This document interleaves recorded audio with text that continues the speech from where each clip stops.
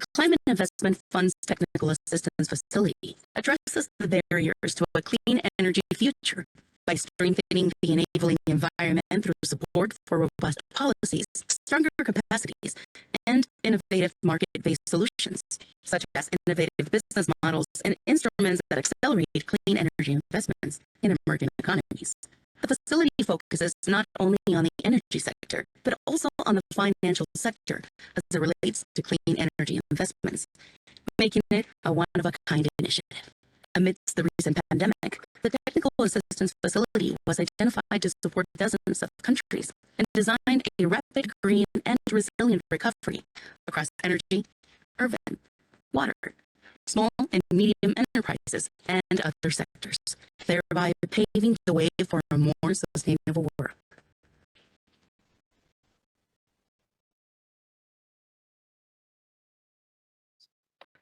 Okay. Good morning, everyone. Thanks for joining us today. Apologies for a slight delay. As you can see, this is our first hybrid event since COVID, so please bear with us for any technical glitches that might happen. We have over 200 registrants for this event, so you can see the extent that the technical team needs to support. All right. So we're gathered here to launch the report Enablers, Role of Enabling Environment in Scaling Up Climate Finance. And we'd like to thank KPMG for all of their efforts on helping us build this final report, as well as helping us with the logistics of this event. We'd also like to thank the UK government for collaborating and co-hosting on this event. Just a reminder that this event will be recorded and videos and photos, any relevant content will be posted online.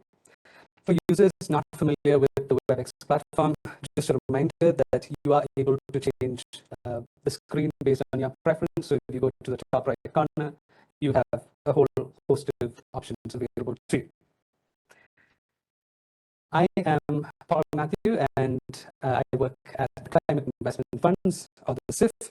The CIF is one of the largest and oldest climate funding mechanisms in the world, with over $11 billion to support low and middle income countries. We support projects on energy transition, sustainable forest management, climate resilience, and mitigation activities.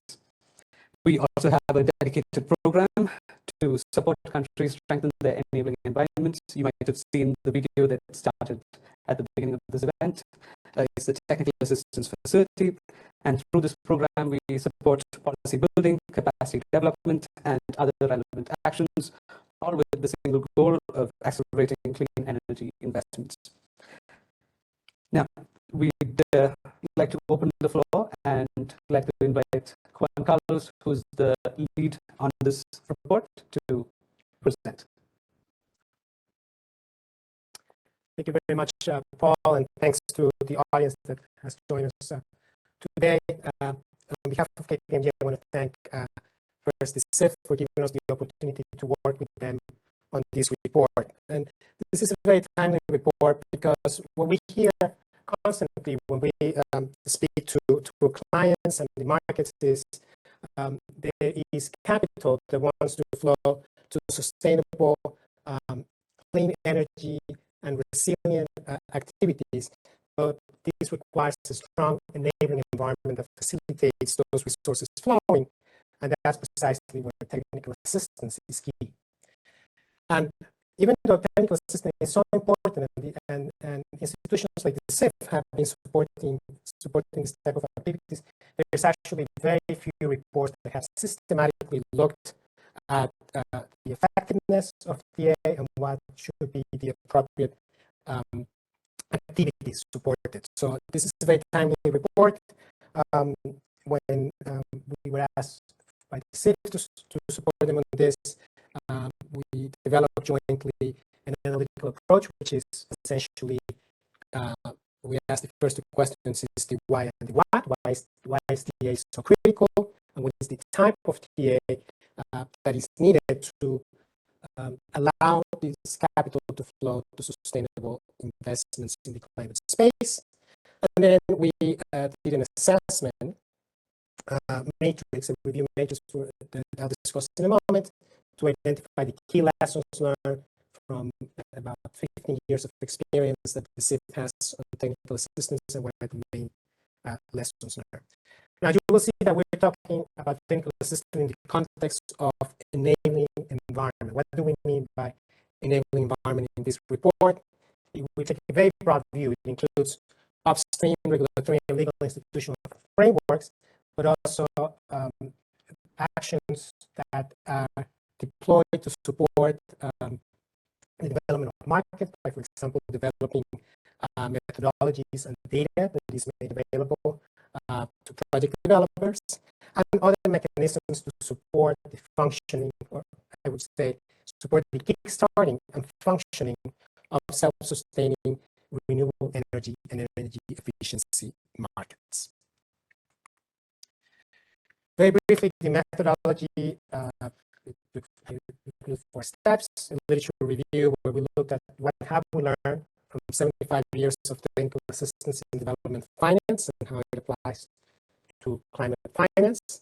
Then we develop a review matrix for those of you who are familiar with evaluation approaches. This is a review matrix that is consistent with the OECD DAC methodology, but also benefited from some of the approaches developed by the SIF itself through its Transformational Change Learning Partnership, the TCLP initiative.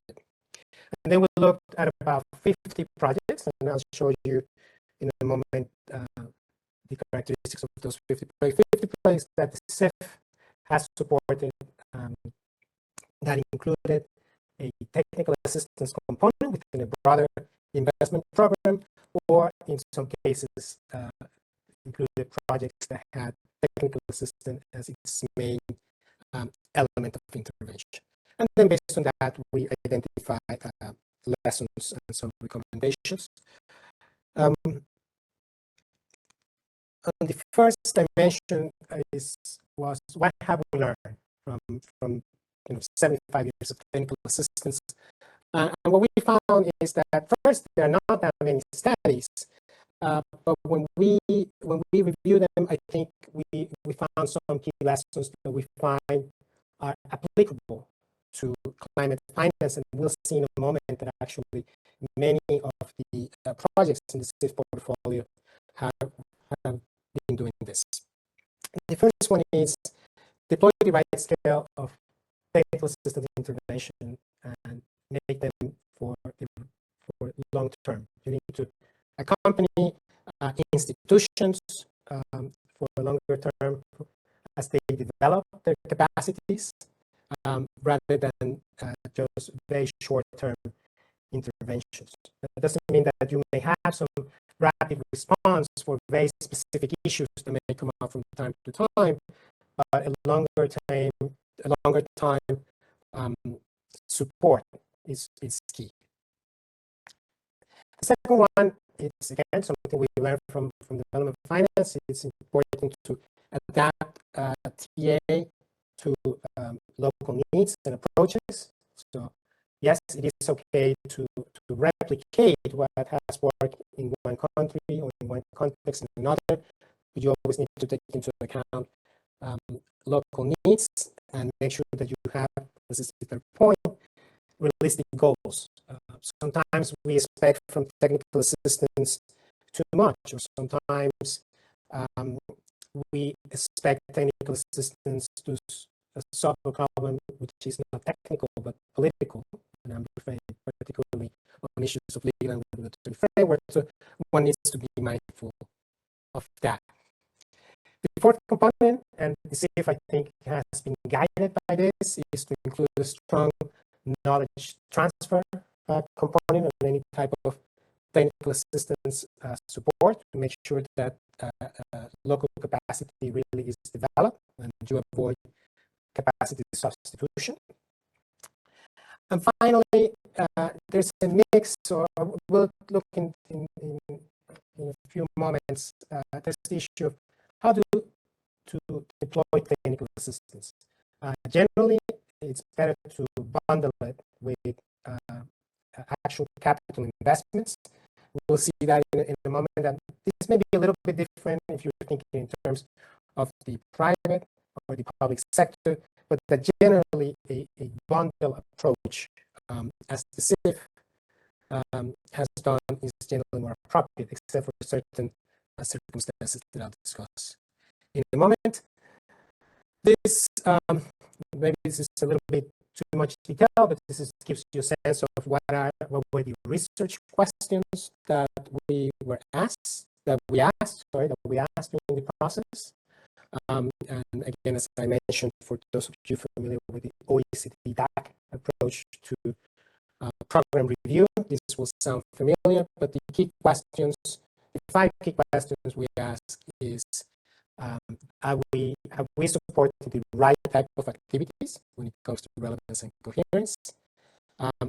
Have they really accelerated the uptake of renewable and energy and energy efficiency investments? What kind of TA is more effective at scaling up investments? And I think this is quite critical from the point of view of financial efficiency, to the degree that relatively small investments in technical assistance have really a multiplicative effect on crowding in investments. What are the preconditions for true systemic change when you're supporting these activities with technical assistance? And we'll see some examples of that. And finally, how adaptable has been the delivery of the CIF technical assistance as new emerging issues appear in the global climate finance arena. Very briefly, this is just a description of the portfolio we review. As you can see, it includes 3 programs: the CTF, the SREP, and the PPCR. And by having those 3 programs, we ensure that it includes both middle and lower income countries, and it comprises both mitigation, essentially clean energy, as well as the resilience of climate change adaptation projects. And it is included a sample that generally match the overall CIF portfolio. Moving on to the key findings, and I obviously in the report this is discussed in more detail, but I'll give you a quick summary, and then we'll focus on 3 results that we think are particularly important. The CIF has supported, the first one is the CIF has supported a broad spectrum of the activities, and when we looked at them, we actually found a one-on-one correlation between those 2 activities and the broad range of obstacles and barriers that have been identified to climate finance. So we found the portfolio of activities to be on point as far as the obstacles to climate finance that TA is meant to address and to strengthen the enabling environment. When it came to speed, this varied. What we found was that the activities that focus on a specific technology segment, for example, solar PV systems, but that covers the entire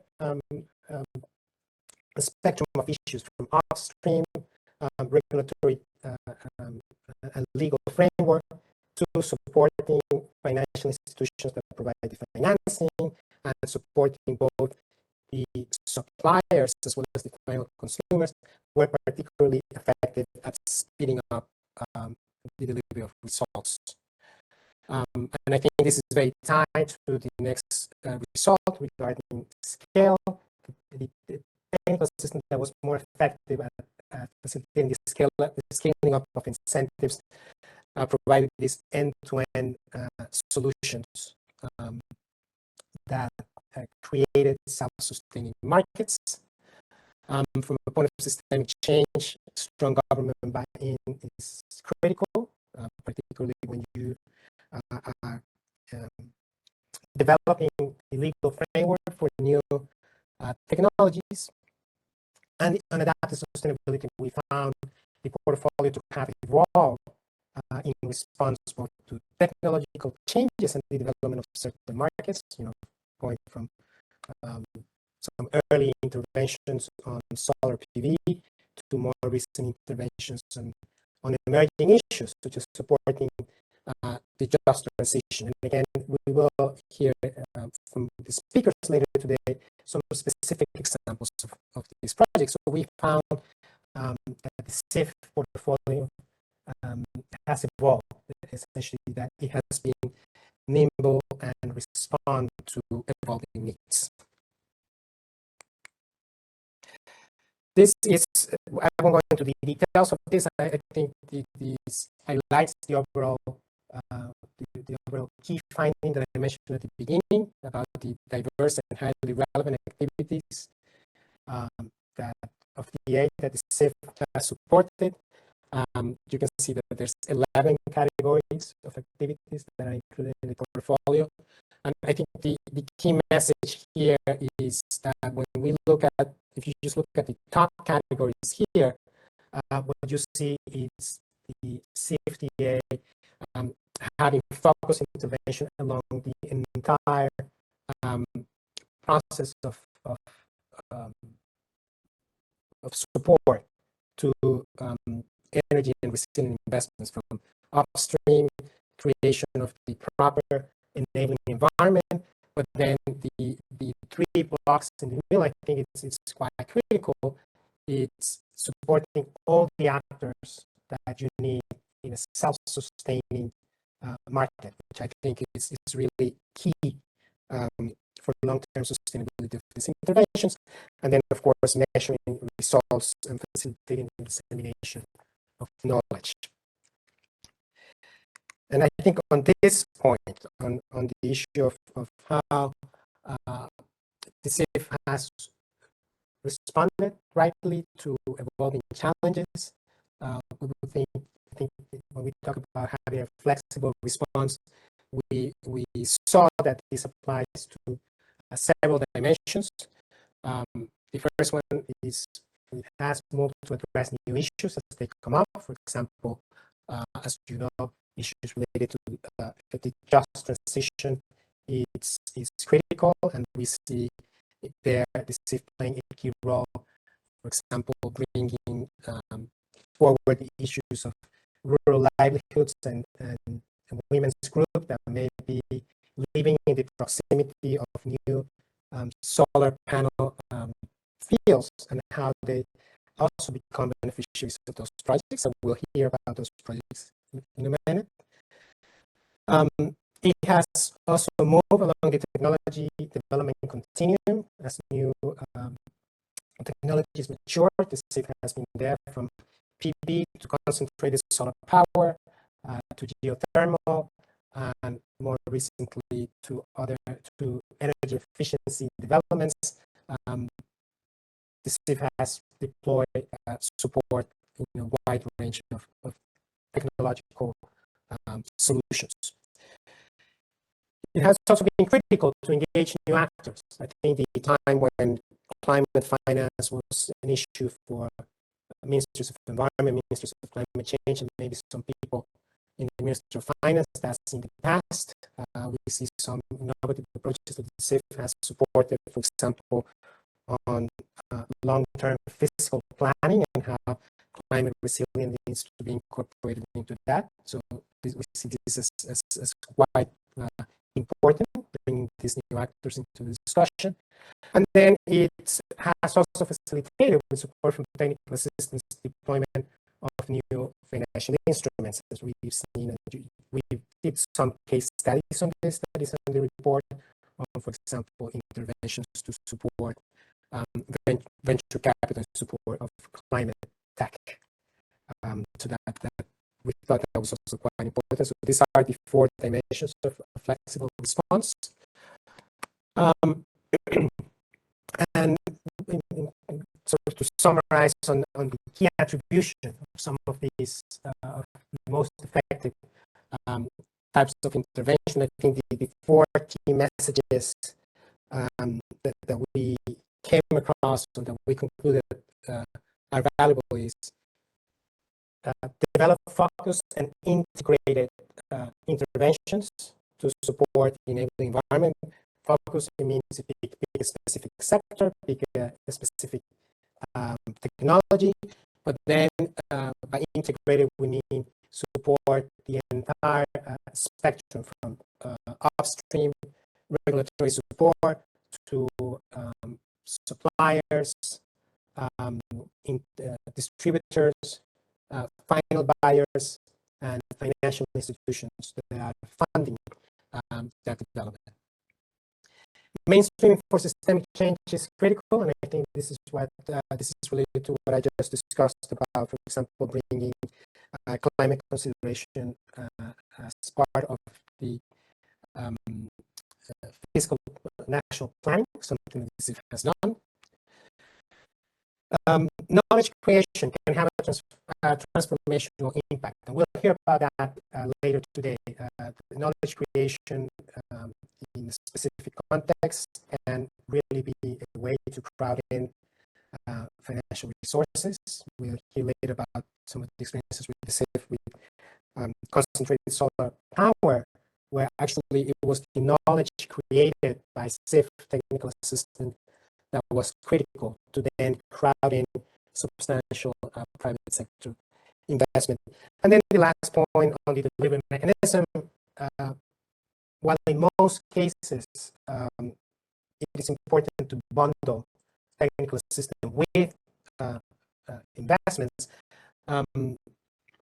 just keep in mind, we need to keep in mind that in certain circumstances, particularly when you're working very upstream to develop some legal and regulatory frameworks, standalone TA may be sort of a precursor to actual investments that may come much that will come at a later stage.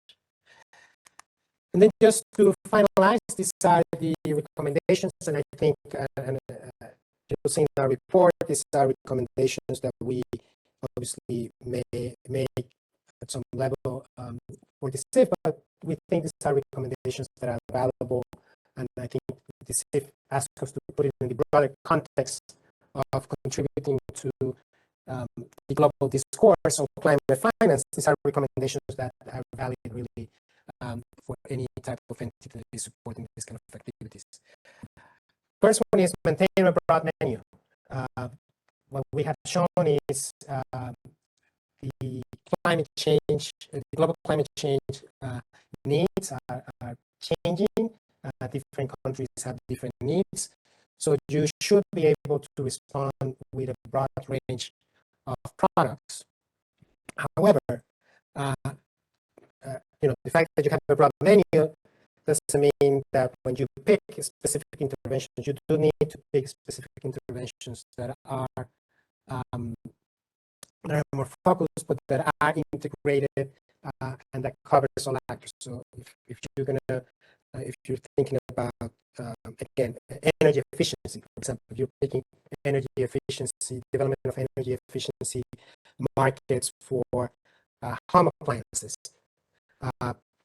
be rather specific, but then design programs that look at the entire spectrum of actors in the market. So think from the in this example, think from supporting the Consumer Protection Agency to say facilitate the disclosure of energy usage of appliances, but also support the producers and create certain incentives for consumers so that the markets are self-sustaining.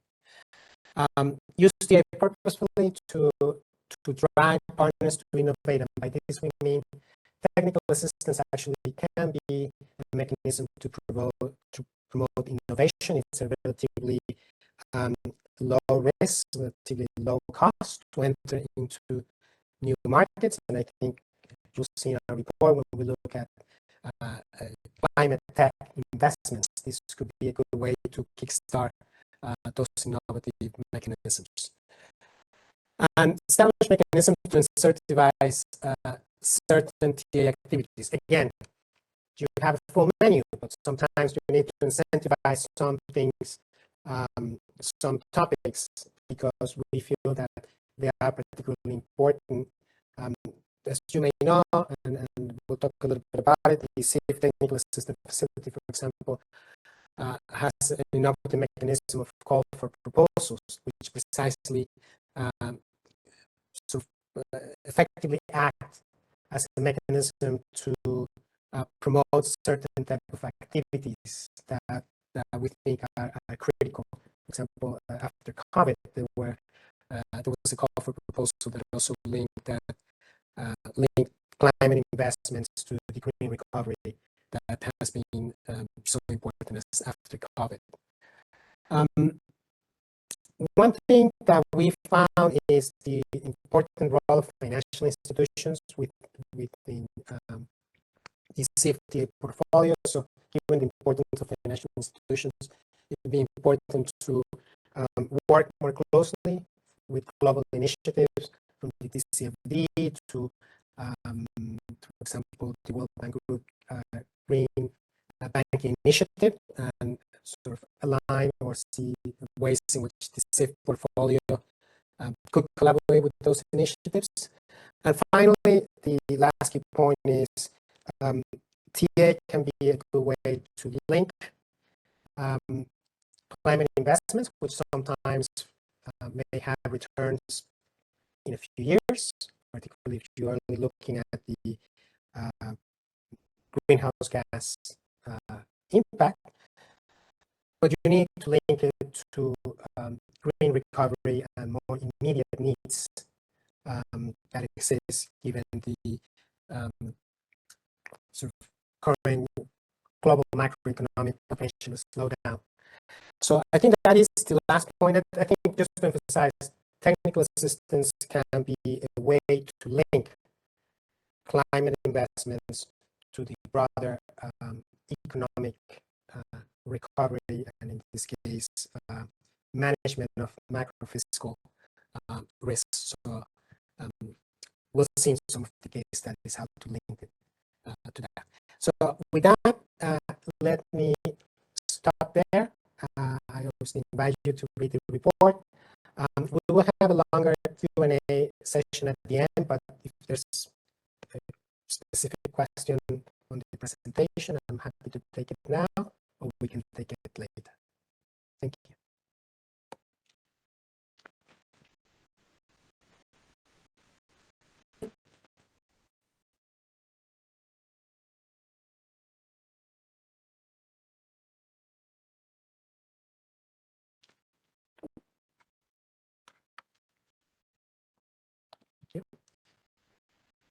All right.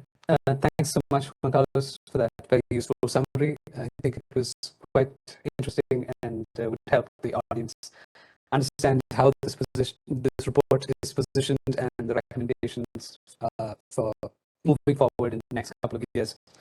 I've been informed that over 100 new participants have joined over the past 20 minutes or so. So just wanted to highlight, for those not familiar with the WebEx platform, you have the option to change the views.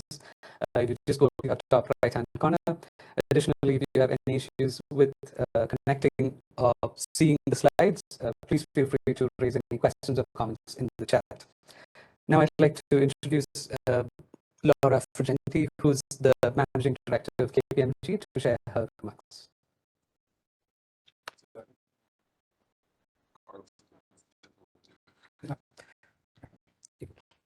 Sorry.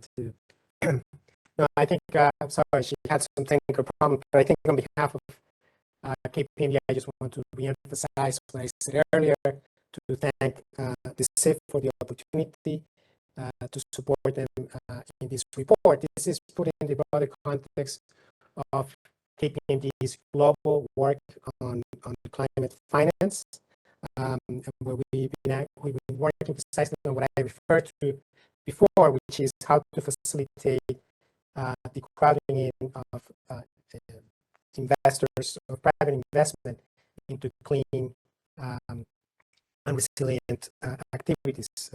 When we talk to clients, the most common thing that we always hear is there is money, there is capital, but what we lack is investable projects and a strong enabling environment. So I think this is quite aligned with the work that we're doing. We also are honored to work with most of the multilateral development banks that support the CIF.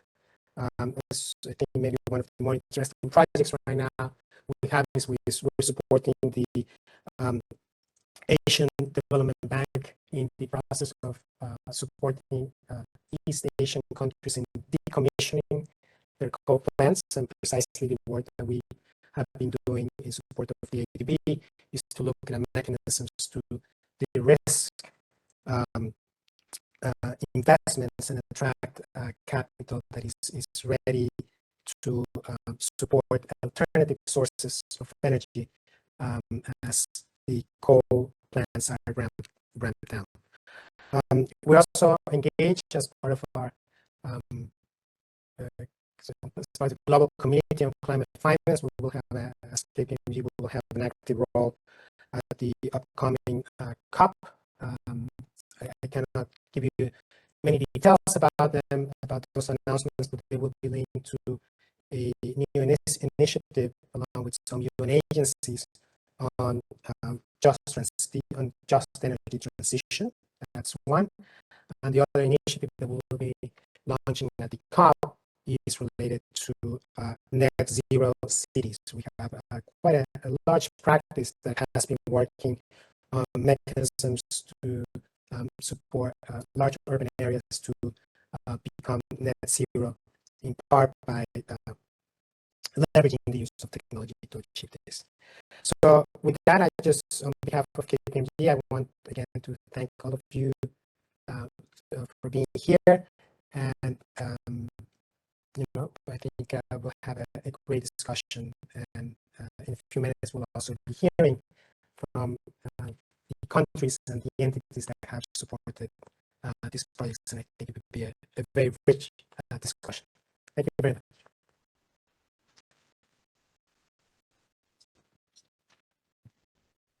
Great. Hopefully Laura can reconnect later and then we'll be able to hear some of her remarks. But for the time being, I'd like to invite Mafalda Duarte, CEO of the Climate Investment Funds, to please take the center stage and share her remarks. Thank you, Paul. Can you all hear me in London? Yes. Okay, very good. Good morning. Well, good afternoon to you all. Good morning or good evening to those in different time zones. I'm calling in from Washington, and in fact, you'll see I'm on a bedroom because I'm on a management retreat offsite of Washington. So I'm actually in Virginia, somewhere in Virginia. But it's a pleasure to be with you. Welcome as well from our side to this event. This is a safe motto. We are flexible and always tailoring, as Juan Carlos was already saying, tailoring to the circumstances. So I'm sorry I didn't provide these remarks earlier on when the meeting started. But it's a real pleasure to be speaking at this point, and it was very interesting to hear you, Juan Carlos. So let me thank KPMG for their partnership throughout this project, and of course our strong partners and allies and champions for a long time, the UK government for their support in co-hosting. So Juan Carlos, thank you as well, and also to our panelists for joining us today for this event. So I praise the entire team who worked on this really relevant, timely, important report. As Paul was saying, I lead the work of the Climate Investment Funds. And many of you, if not most, will be familiar with our work. But let me just say a few things about this moment and why we think this moment is quite relevant to actually work and launch the report of this nature. This report actually grew out of a belief that at this point in time, it's not a new belief, It's a belief that we've had, but of course, with the current very challenging international circumstances, it makes it even more prominent. That the work of enabling investment flows, climate investment flows, it's more important than it has ever been. And so the key question is, what value can we bring to different countries and stakeholders that are looking to create that solid enabling environment, either from either from scratch, quite incipient stage, or through improvements and building upon what they already have in place. And so we always, when we take on these analytical projects or these analyses, we always take a keen interest in looking at our own work, of course.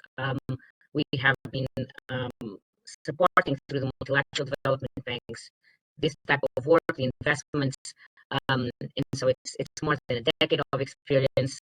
So it's really important to look at what have we done in terms of how have we supported policy development, capacity building, enabling the enabling environments for investments, and really look at successes, and so things that have worked well and things that haven't worked so well. So this is a good combination of our own experience and track record, and also KPMG's team's work, and also track record to try to really understand this landscape, the moment we are in, and the big picture analysis of what is needed, and hopefully with this report, enable our own work in the future, or support for the enhancement of our work, but also broadly, we always take this view of how do we support others more broadly in what they are doing as well. So as I said, most of you probably will know the climate investment funds. We, interestingly enough, when we talk about the climate investment funds at this point, it always takes us back to when we were created. We were created at the time of a crisis, the financial crisis of 2008, also when the climate negotiations weren't going so well. Of course, today we are facing multiple crises at the same time. But it prevails the broad point that the CIF were established from the outset to really pioneer and support the multilateral development banks and the countries and the private sector institutions we work with to do things differently, to try out, to pioneer, to spearhead new things. And that was the vision of the G8 and the MDBs, who also championed the establishment of the CIF, pretty much with a mandate to scale up the financing to developing countries and enable them to really make different investment decisions. And right now, I think that vision, those efforts have paid off. Our impact is documented.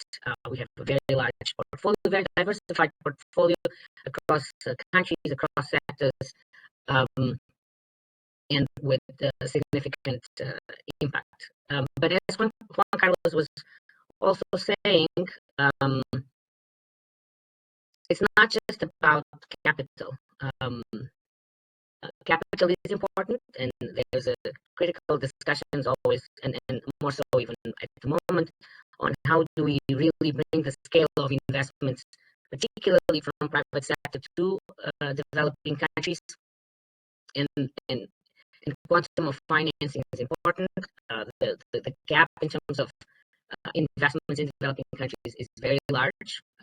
Certainly also to meet the SDGs, but equally to meet the climate goals, which is one of the SDGs and actually linked to so many of them.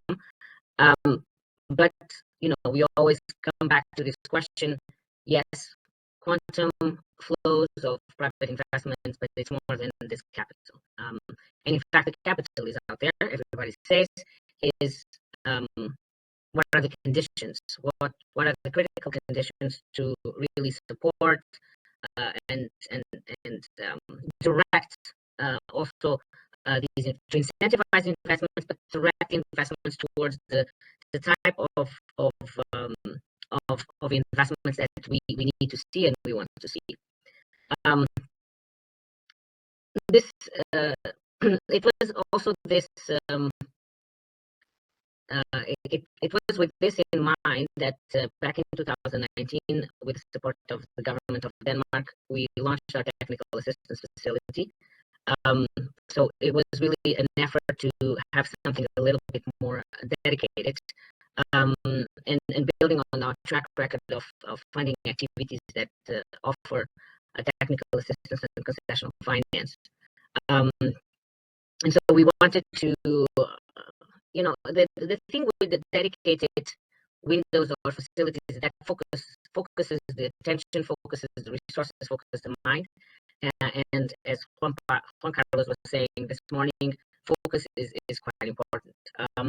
So with this technical assistance facility, our effort was pretty much to go upstream and support things like modeling national transition scenarios, sector roadmaps, designing place-based transition plans, looking at opportunities and how to support the business development of keystone projects, and of course, this very prominent and relevant work on just transition, which we actually been investing quite a bit of resources and energy on. And of course, through Juan Carlos was also mentioning this, we've been doing quite a bit of work on transformational change,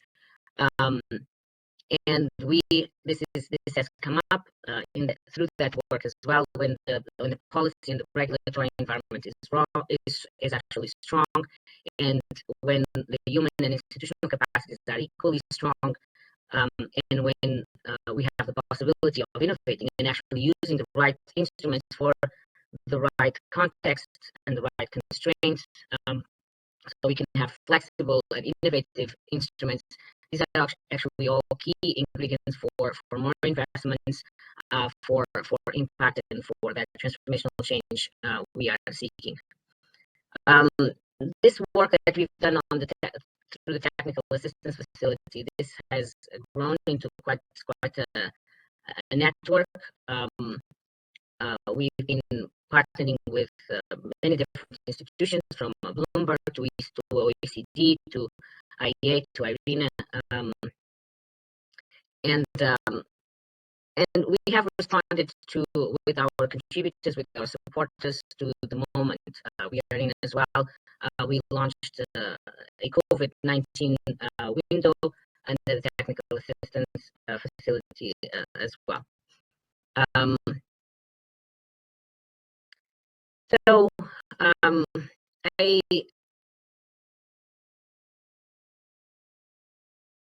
not sure that I'm going to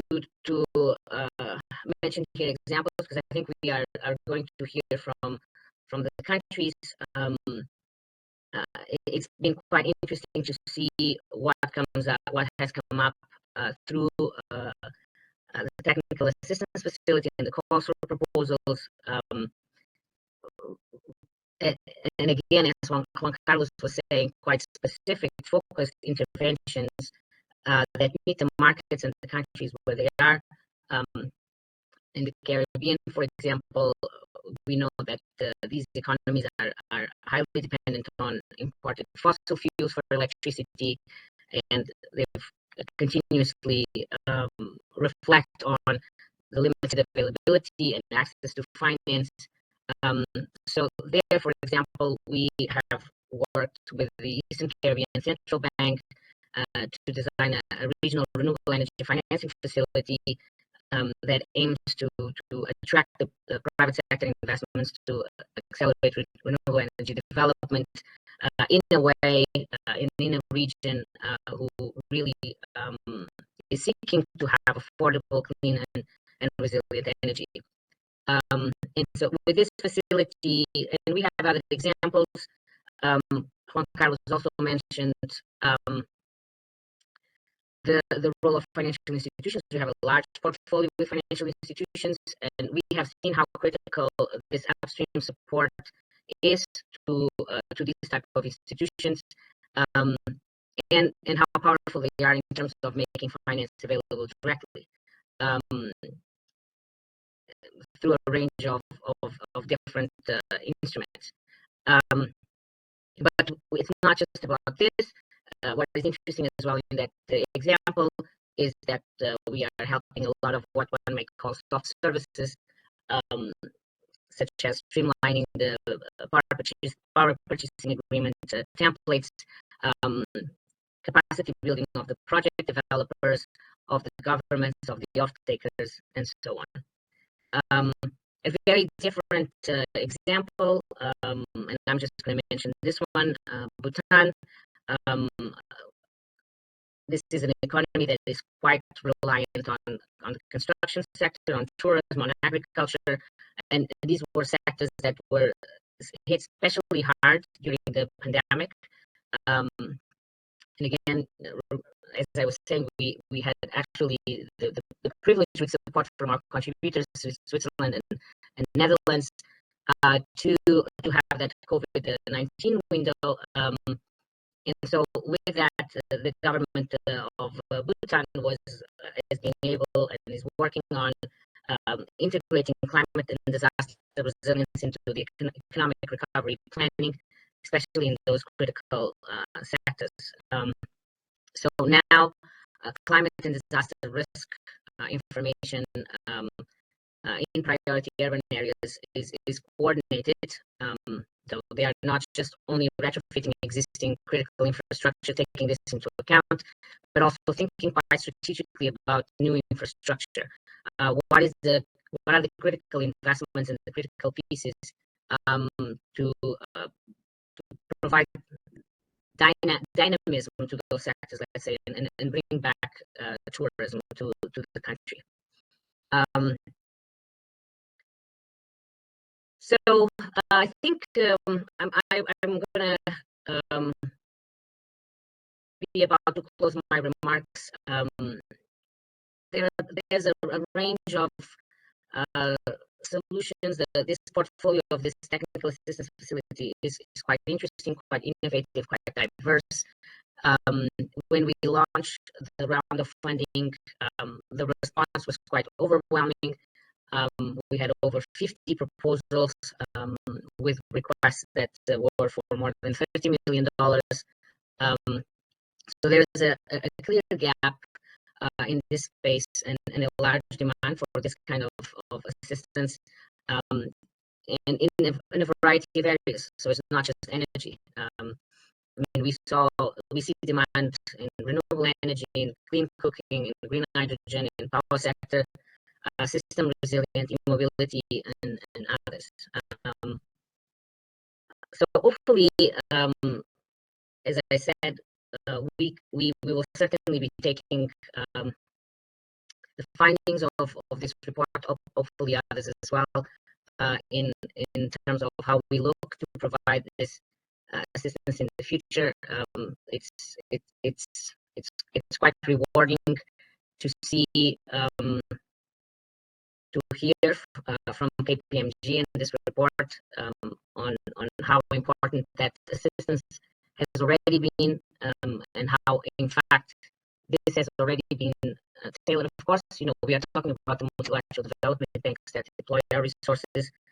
They have a long track record also of providing technical assistance. So to no surprise to see that they with the countries and other stakeholders have been able to tailor and use these resources effectively. But of course, there's always scope to learn and do more and better, in particular in these challenging times, as I said. So we really look forward to continuing to innovate, to learn, and to share and support these moments of sharing. because we hear this quite a lot. There's only one way to get to where we need to go and where we need to be, and that's through these partnerships and collaborations. So we look forward to continuing to work with all of you. Hope you have good discussions. I'll stay for a little bit, then I have to join the management retreat. But thank you all for collaborating on this, for being here today, and of course, Juan Carlos was reflecting on coal decommissioning and the work they are doing with the Asian Development Bank, and on just transition. This is now a key area of focus for the CIF. We launched a first multilateral initiative on coal decommissioning, on accelerating coal transition, with a very strong emphasis on just transition.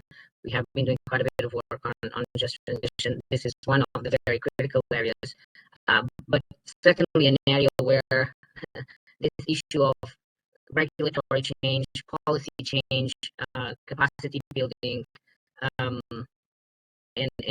really, learning, keep everyone that is relevant involved, and keep learning and testing and taking it to the next intervention and to the next round of work is really important. You will hear more from us as well at COP, and soon on investment plans, and there are accelerating coal transition program,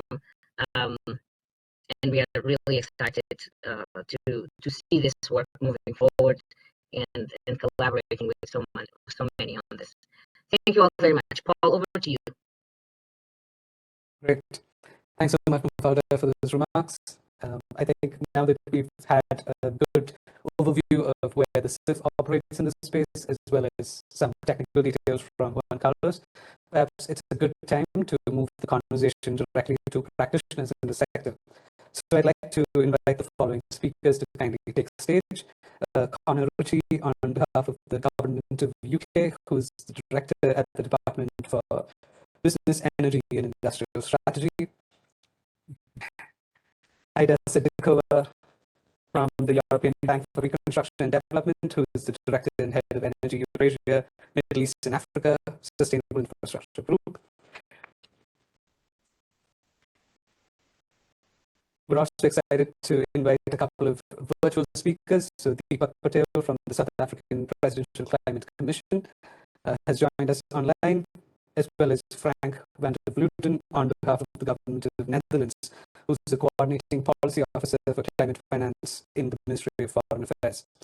As the participants online can see, we have a well-balanced and hybrid panel of speakers today. And to moderate this discussion, I'd like to invite Abhishek Bhaskar, who leads the CIF work on coal transition, the JET partnership, among others.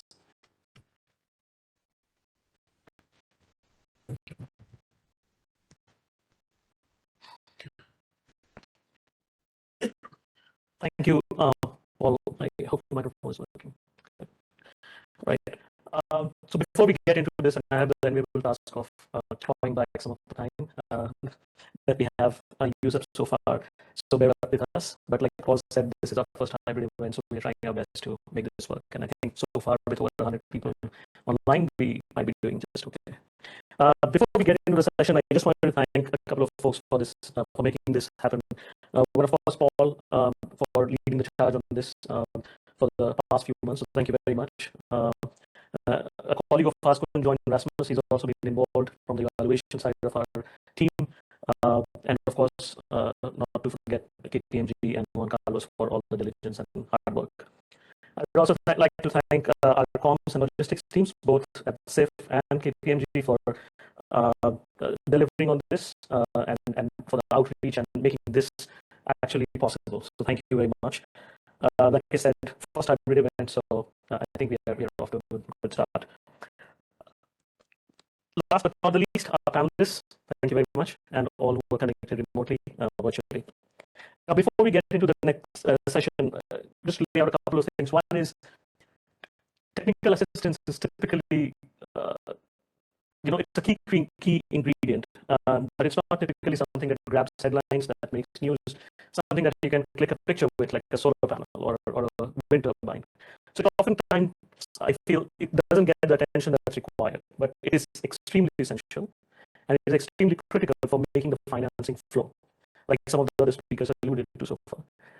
And that's why we focused on this, to highlight the role that enabling environment and technical assistance or grants to support the enabling environment have to play in making the finance flow and making all the investments materialize. So we have a very rich panel here with us today. Paul already went through the introduction, so I won't spend time there. But what we thought we'll do is we'll kick off the discussions with stakeholders, participants, practitioners by offering a high-level overview, or rather an overview from a different perspective of funds mobilization and deployment in this space before we go down to the specifics of projects and examples in the next session. So here we have a panelist to represent the demand side of things. So we have Deepak representing South Africa, the user of such funding. We have donor country representatives such as Connor and Frank from the UK and Netherlands to talk about the supply side and their considerations. And connecting the two dots, we have, of course, us as climate finance providers, but also MDBs in the form of EBRD and IDA for connecting the two dots with that straight line to show how development and climate finance can facilitate the channeling of these resources. So let me start with Deepak, who's the head of the Climate Finance and Innovation Track at the Presidential Climate Commission in South Africa. Deepak, first of all, thank you for connecting virtually. As we all know, South Africa in recent years has been setting up the building blocks of getting onto a just energy transition ambition. It started with the establishment of the Presidential Climate Commission, followed by the Presidential Climate Finance Task Team, of course. It submitted an ambitious NDC at COP26. It recently approved the Just Transition Framework. We all have heard about the JET partnership that was signed in Glasgow, and that will soon, hopefully, will translate into an investment plan. So all of those long-term building blocks South Africa has been putting together to set itself in terms of committing to action in pursuit of its just energy transition ambition. More recently, the President announced an action plan for tackling the recent energy crisis that the country is facing. So, Deepak, amidst all of those background and developments and context, where do you see to be the role of enabling environment to support South Africa in ensuring a just energy transition? Over to you.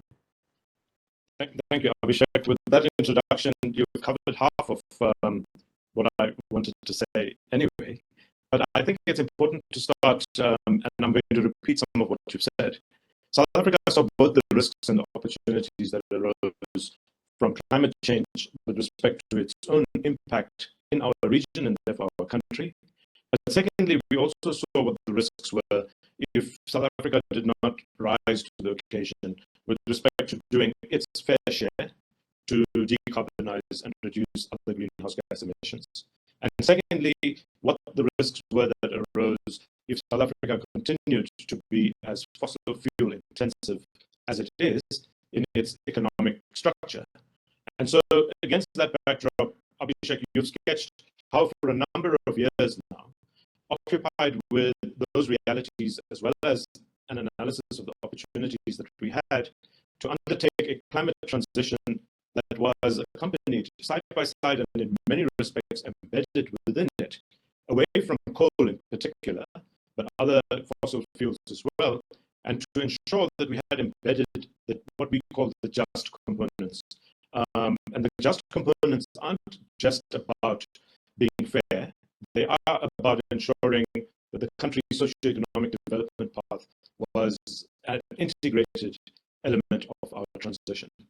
Having said that, if I were to turn my mind very quickly to the JETP, which in this world of acronyms is the Just Energy Transition Partnership, which essentially arose out of the sidelines and very early on in Glasgow at COP26, a political declaration between a group of international partners called the IPG, and that was made up of the United States, the United Kingdom, France, Germany, and the EU, and on the one hand, and the South African government represented by the president in that declaration on the other. And here there was, I suppose, some degree of acceptance that the international world had not yet quite stepped up to its commitments over a number of COPs, firstly. But secondly, that South Africa, in anticipating the journey that it needed to undertake, had prior to that, on a voluntary basis, as we know, submitted a fairly ambitious, nationally determined contribution. Now, it's important to say that that NDC was premised on a fair degree of modeling, which has continued into the current time. And it is not simply a romantic statement of intent with respect to decarbonization, but underpinning it was some sense of rationality in the form of the transitional pathways that we needed to undertake as a country. The climate investment funds also last year, I think, chose 5 countries that were going to be part of its own accelerated coal transition program. And South Africa appreciates that it was one of those 5 countries. Very quickly, I think the climate investment funds came to realize that we needed an initial, let's just call it a tranche of technical assistance in order to prepare the ground for much more project-oriented articulation. And I'll come back to the extent that I can talk about it, this thing called the investment plan. South Africa had also prepared fairly advanced projects with respect to decommissioning part of its coal-fired power stations. And this was, Abhishek, as you know, a subject of a recent accelerated coal transition investment plan, which was recently announced.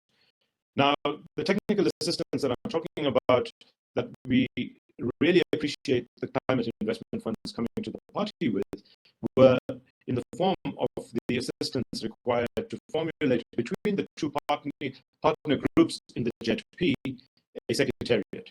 And that technical assistance went a long way in ensuring that we were able to harness mainly domestic, but also some international capabilities that would begin to give much more investable and rational content to the intentions contained in the nationally determined contributions. And I'm at pains to point out that without this work, we would have been making statements of desire rather than a statement of clear intent to move along a certain investment path.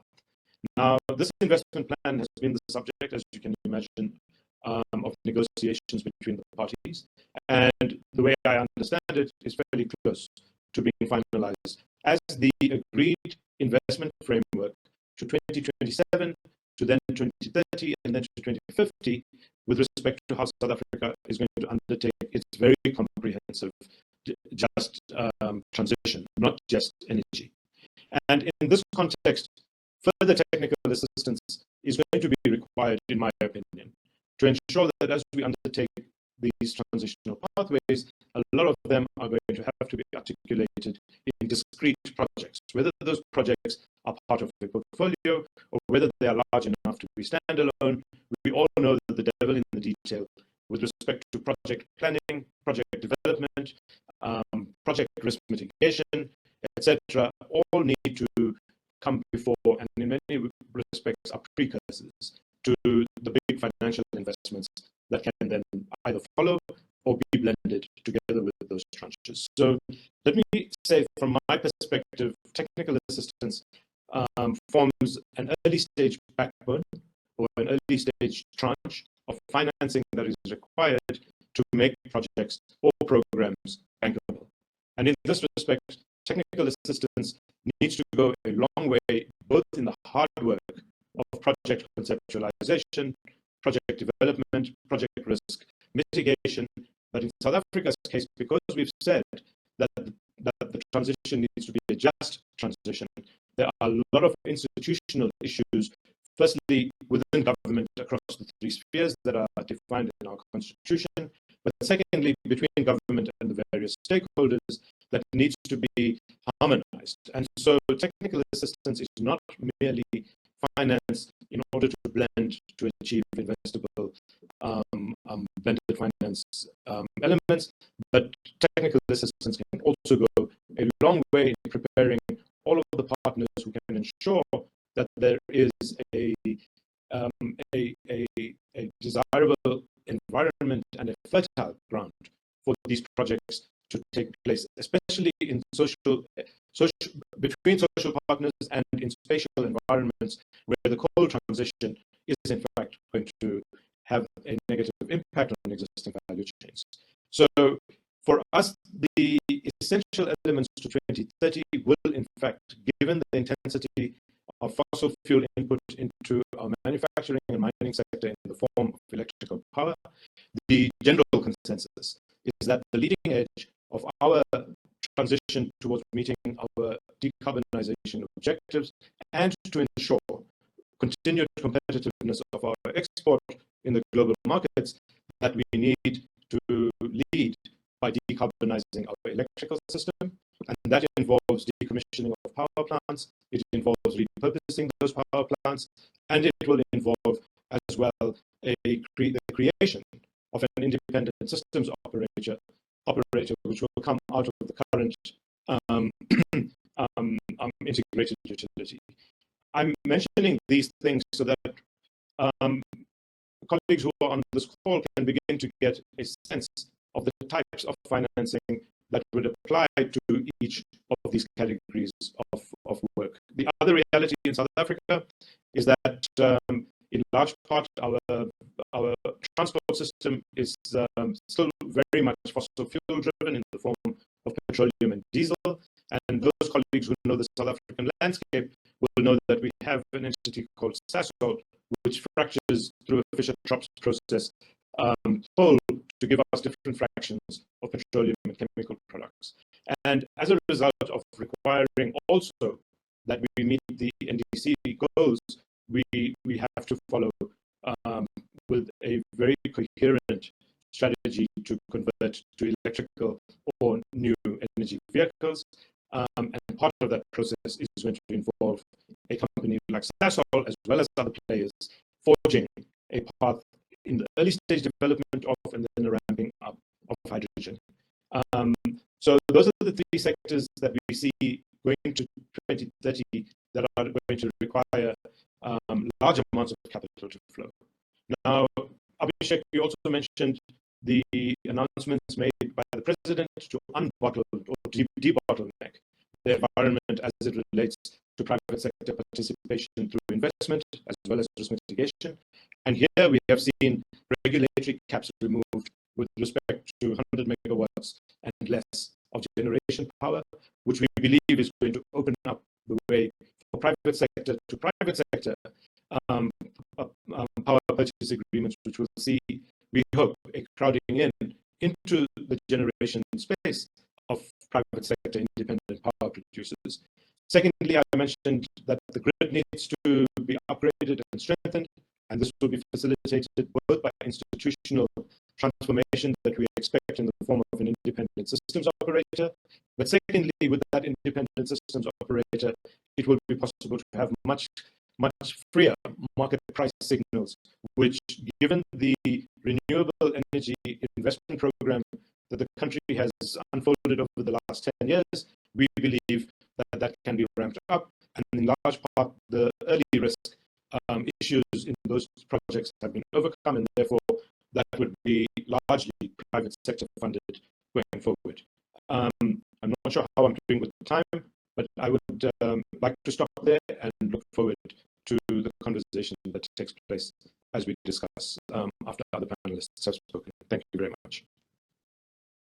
Thank you, Deepak, for providing that very comprehensive response. And in fact, you tackled some of the questions I would have come up with follow-up around the specific areas of support. And you talked about electricity decarbonization, EVs, and green hydrogen already. So thank you. I will not ask the question for now, and we will ask the audience to put their questions in chat or pose them towards the end of the session. Moving forward, I'd like to invite Conor Ritchie, who, like Paul introduced, heads the climate multilaterals at Government of UK's Department of BIS. UK, as we all know, is one of the largest development finance providers through various bilateral and multilateral channels, including the climate investment funds. In fact, Mafalda referred to the COVID-19 Green and Resilient Recovery Track that we launched last year, and we were beneficiaries of a generous grant from the UK, along with Netherlands and Switzerland, to support that work. So based on all that experience, Conor, what, from your perspective of fund mobilizing and then allocating for such activities, what are some of the key issues and considerations as you go about looking at this? Thank you. And I'll probably be able to touch on a few of the points that have already been raised in reference to this very timely report that's come out. I think from the donor perspective and from the UK perspective, the core principle is that technical assistance done right can help the effectiveness of our development finance and help deliver that transformational change that we're after. And that's the main driving force behind our decision making. And it's one of the reasons why all of our international climate finance programs have to report against our key performance indicator of likelihood of leading to transformational change. That being said, I think a few of the issues that come into consideration when looking to how best to target limited donor finance in the technical assistance space and in the enabling environment space. One which has been touched on already is the importance of country ownership, and that this is demand-led and tailored to local circumstances. I think it's very important that donors can see that there are high-level champions within the recipient governments and institutions, and that sense that this is going to be a long-standing, long-lived impact, not just fly-in, fly-out consultancy. And I think that country ownership example we can see through a number of our programs, including the 2050 Calculators program, where the UK provided technical assistance to a number of countries to develop their own means of calculating their emissions profiles up to 2050 and work out what the development pathway to net zero was right for them. And we saw that underpinning a lot of NDCs and enhanced NDCs. And also through programs like the UK's PACT program, Partnering for Accelerated Climate Transitions, where we worked with recipient governments both by providing grant finance for longer-term capacity-building projects, but also, and has been mentioned as well, the importance of being able to move quickly and flexibly, and also helping with capacity building through short-term skill shares and secondments to help to be able to act quickly. There's a wider consideration around what impact our technical assistance will leverage in terms of how we are able to do more with less or get more bang for our buck with technical assistance, in terms of the sort of the domino effect or the wider scalability technical assistance programs can have. In the GCPF program, the Global Climate Partnership Fund, we provided technical assistance to local financial institutions who were then able to increase their capacity for low carbon development in country, and that led itself to a greater demand for more funding in that area, and we saw a number of local banks with additional funding taking on board some of the lessons from that program through dedicated sustainable finance teams and through taking on board sort of ESG principles that were developed during the due diligence for that program. And also part of that leverage as well is also thinking about the flows of finance and being able to mobilize additional finance for that. And Juan Carlos mentioned sort of net zero cities, and one of the programs that we had a few years ago with C40 and GIZ was the Climate Leadership in Cities program, where we provided targeted technical assistance to mega cities in developing countries, which were then able to use that technical assistance to develop business cases for capital investment projects, and we're able to mobilize financed, I think, around 23 times the value of the technical assistance that was put in through that program. So that's an important mobilization piece. Innovation has been mentioned as well, as something that we as donors are always looking to do, and having quite a broad definition of innovation. So we are obviously interested in what those pioneer technologies are going to be, and I think the report identifies helpfully the benefits of being able to focus technical assistance on particular sectors or subsectors to be able to accelerate progress in that area. And we work across different sectors and trying to move them across the technical readiness levels.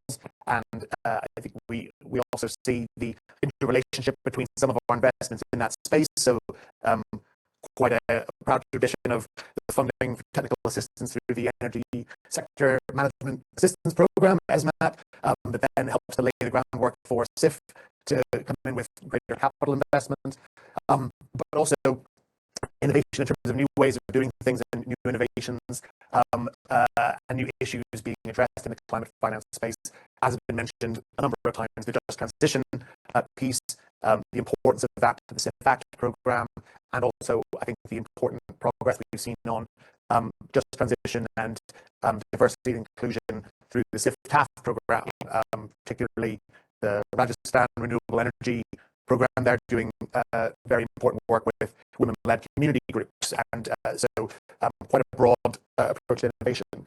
I think the last thing I'll say in terms of the sort of theme that we are interested in looking at is, I think, going back to your point around technical assistance is not always headline grabbing, but it's very important, and it's very important that we have the innovation, the information and the evidence to be able to show the impact it's having. As a donor making the case for technical assistance, it's very important that we are able to show the impact it's having. We recognize that technical assistance initiatives around capacity building and evidence base, it's not always difficult to be able to quantify those outcomes, but being able to have information on the quantitative or qualitative impact that technical assistance is having is very important to being able to make the case for continuing to do that. And so we're always on the lookout for and helping to support and build up really effective monitoring and evaluation processes within programs. I'll probably leave it there. I'm happy to have further conversations about that. Thanks. Thank you, Connor. Very, very interesting perspectives from top or rather the upstream side of things. Connor, I'd like to move to Frank van der Vleuten, who is representing the Ministry of Foreign Affairs of Government of Netherlands. Frank brings a wealth of experience for over a decade. He has been a board member of the SIF, looking closely at the scaling up renewable energy program in low-income countries, and has very closely followed how such grant resources for technical assistance can make a difference in particularly low-income countries. So with that specific focus, Frank, if I can ask you, what do you think are the key barriers and role of development finance to strengthen the enabling environment in a way that facilitates the flow of climate finance? Over to you. Thank you, Abhi, and also thank you for having me on this presentation. I'm also calling from a bedroom in a hotel because I'm currently at the Global Off-Grid Solar Forum in Kigali, where we're actually discussing how that whole off-grid solar sector has actually advanced over the past years. We also use sort of a 10-year horizon and have already discussed, if you see how far the sector has gone and the role of, let's say, the technical assistance in building up the sector, building up the systems, and currently drawing up commercial capitalization of some companies, getting from the market in one financial close, even values like $250 million US dollars. And then you actually see that these processes are long-term processes, and I think that's also a bit of our perspective as a country in this climate finance space. Maybe climate finance is a bit strange of a discussion ground, because mostly we discuss volumes. Are we reaching the 100 billion? Are we succeeding in doubling adaptation finance? We need much more, etc. How do we draw in other capital, etc. Well, as a matter of fact, we're completely in line with the picture that that Connor just mentioned.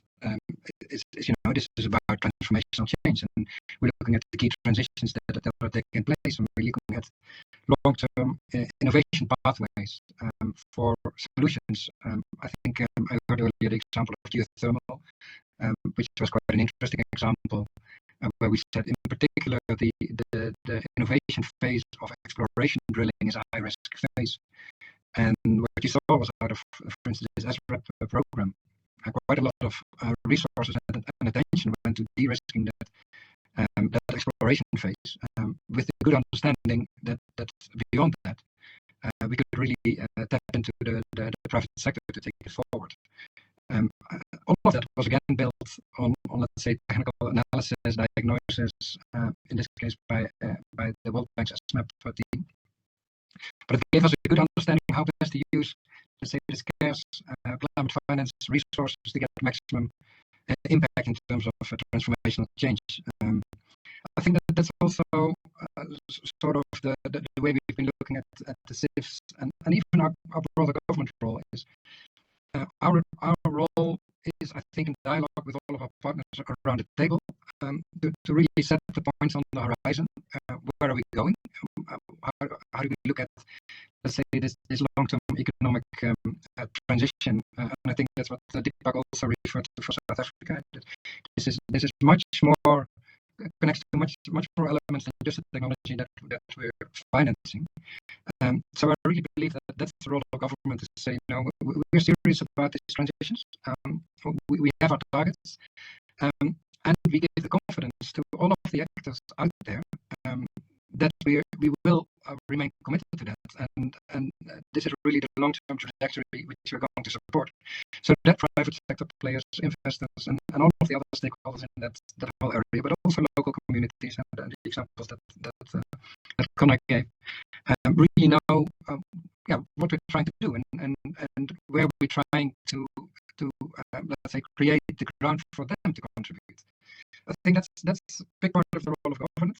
That's the long-term vision and the building of the confidence. How we're going ahead. In the space of climate, we're very happy to be able to do that in a multilateral setting, so that we can really join forces and say, we jointly have that discussion and we jointly roll out the support. But you feel a pot coming. There is a key challenge which remains in all of these programs and even within the programs, and that's agility and how do you respond to the short-term challenges. And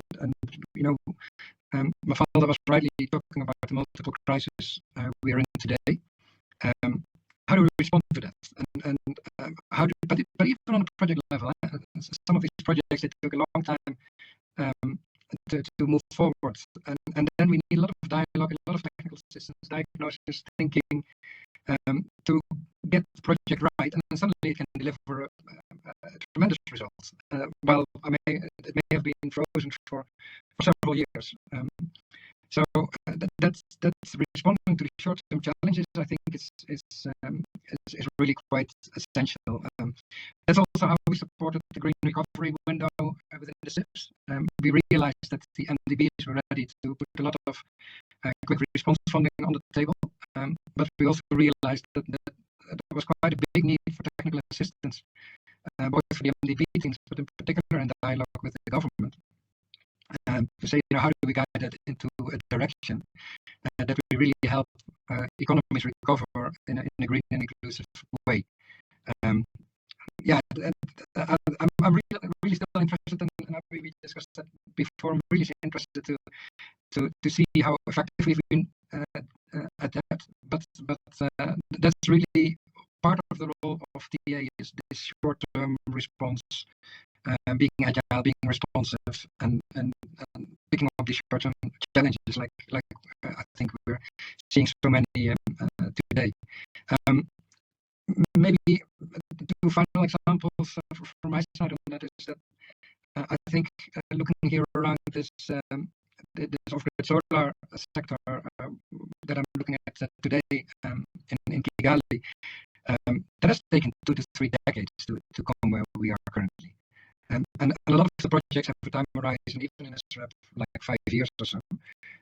So I think a big part of that really is on taking that long-term innovation perspective. And similarly on adaptation, and when we talk about climate smart agriculture, that is knowledge that we've been developing, for instance, in the Netherlands, in our agri sector for decades.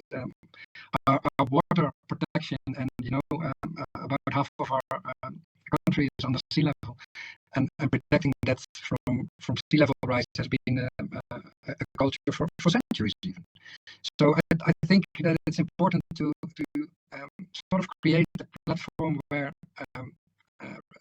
recipient countries, donor countries, development agencies can find each other and exchange these experiences, and really in a format where I think we have a really deep dialogue on what is needed, what can we do. I'm not so much of a favor of taking the negotiation standpoint there and only looking at the volumes.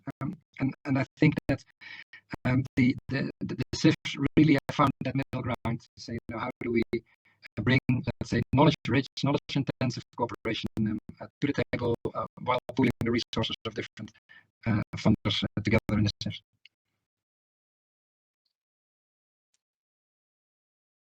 Thank you, Frank.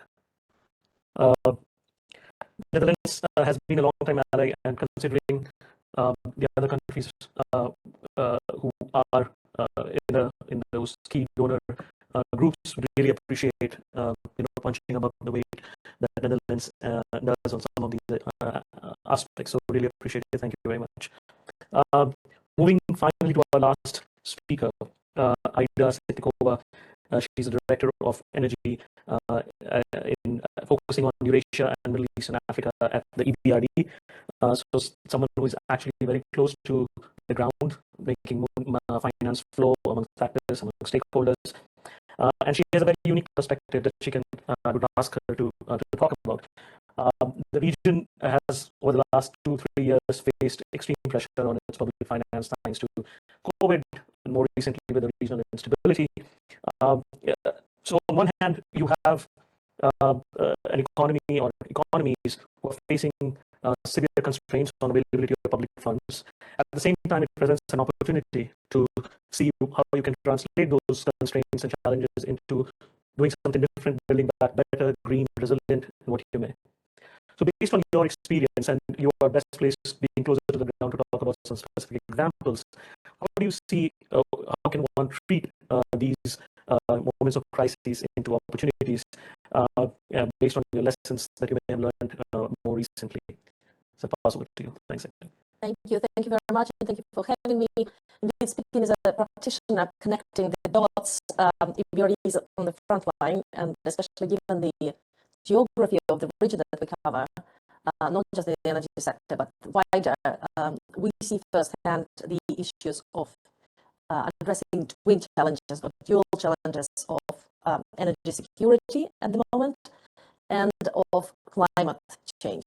So this is something that we're trying to reconcile. We don't see them as mutually exclusive, and as you mentioned, there are opportunities as a longer-term goal in the picture.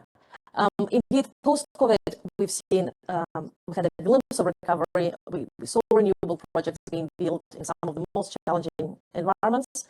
But with the Russian invasion of Ukraine, things have changed. There is an acute energy crisis in the region, which EBRD is facing firsthand. And of course, Ukraine is in the focus of our support, and we're talking about emergency liquidity measures. The bank has been supporting Ukraine throughout the conflict, but also having a longer-term view for that country specifically in terms of helping them get back, once the conflict is over, to the sustainable future, to scale up renewables, potentially through auctions, through competitive selection of procurement of the clean energy. So overall, the context we operate in, and I have some numbers, is that the energy investments globally are set to rise this year by 8%, as I telling us. They hopefully will reach 2.4 trillion. But interestingly, most of that will be eaten up by basically higher costs rather than building additional renewable capacity. There will be rising costs due to supply chain disruptions, due to tight markets, and due to the effect of high energy prices that we have seen. We are out of that investment. We are hopeful that the 1.4 trillion in 2022 will be spent on clean energy solutions, of which renewables is a big chunk. Renewables also is a big chunk of what we already are doing under our energy strategy. Also, given the fact that by end of this year, all of our projects will have to be Paris aligned, and by 2025, all of our projects, well, 50% of our projects will have to be categorized as green under very rigorous MDB joint methodology. So this is a big challenge to address in our countries, some of which are really fossil fuel heavy.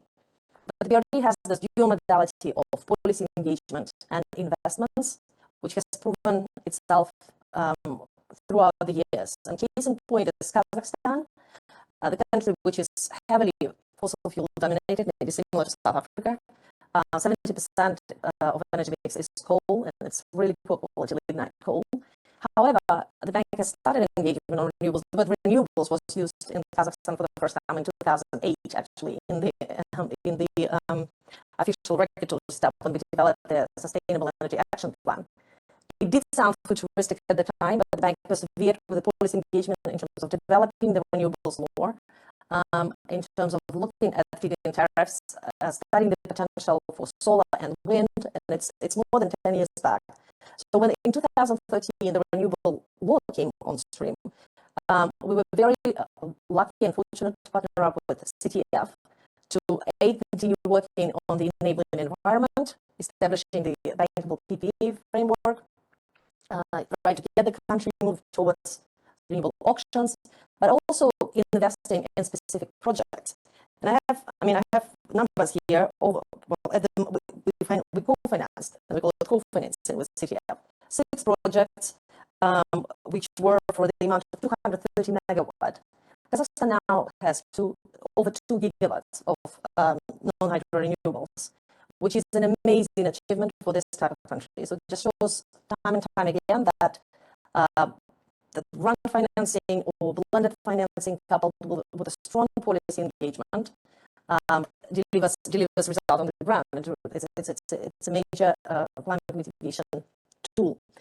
In the North Africa and Middle East region, we have been supporting with the help of CTF private to private sector, CNI, which will be a major locomotive as the world decarbonizing towards the net zero by mid-century.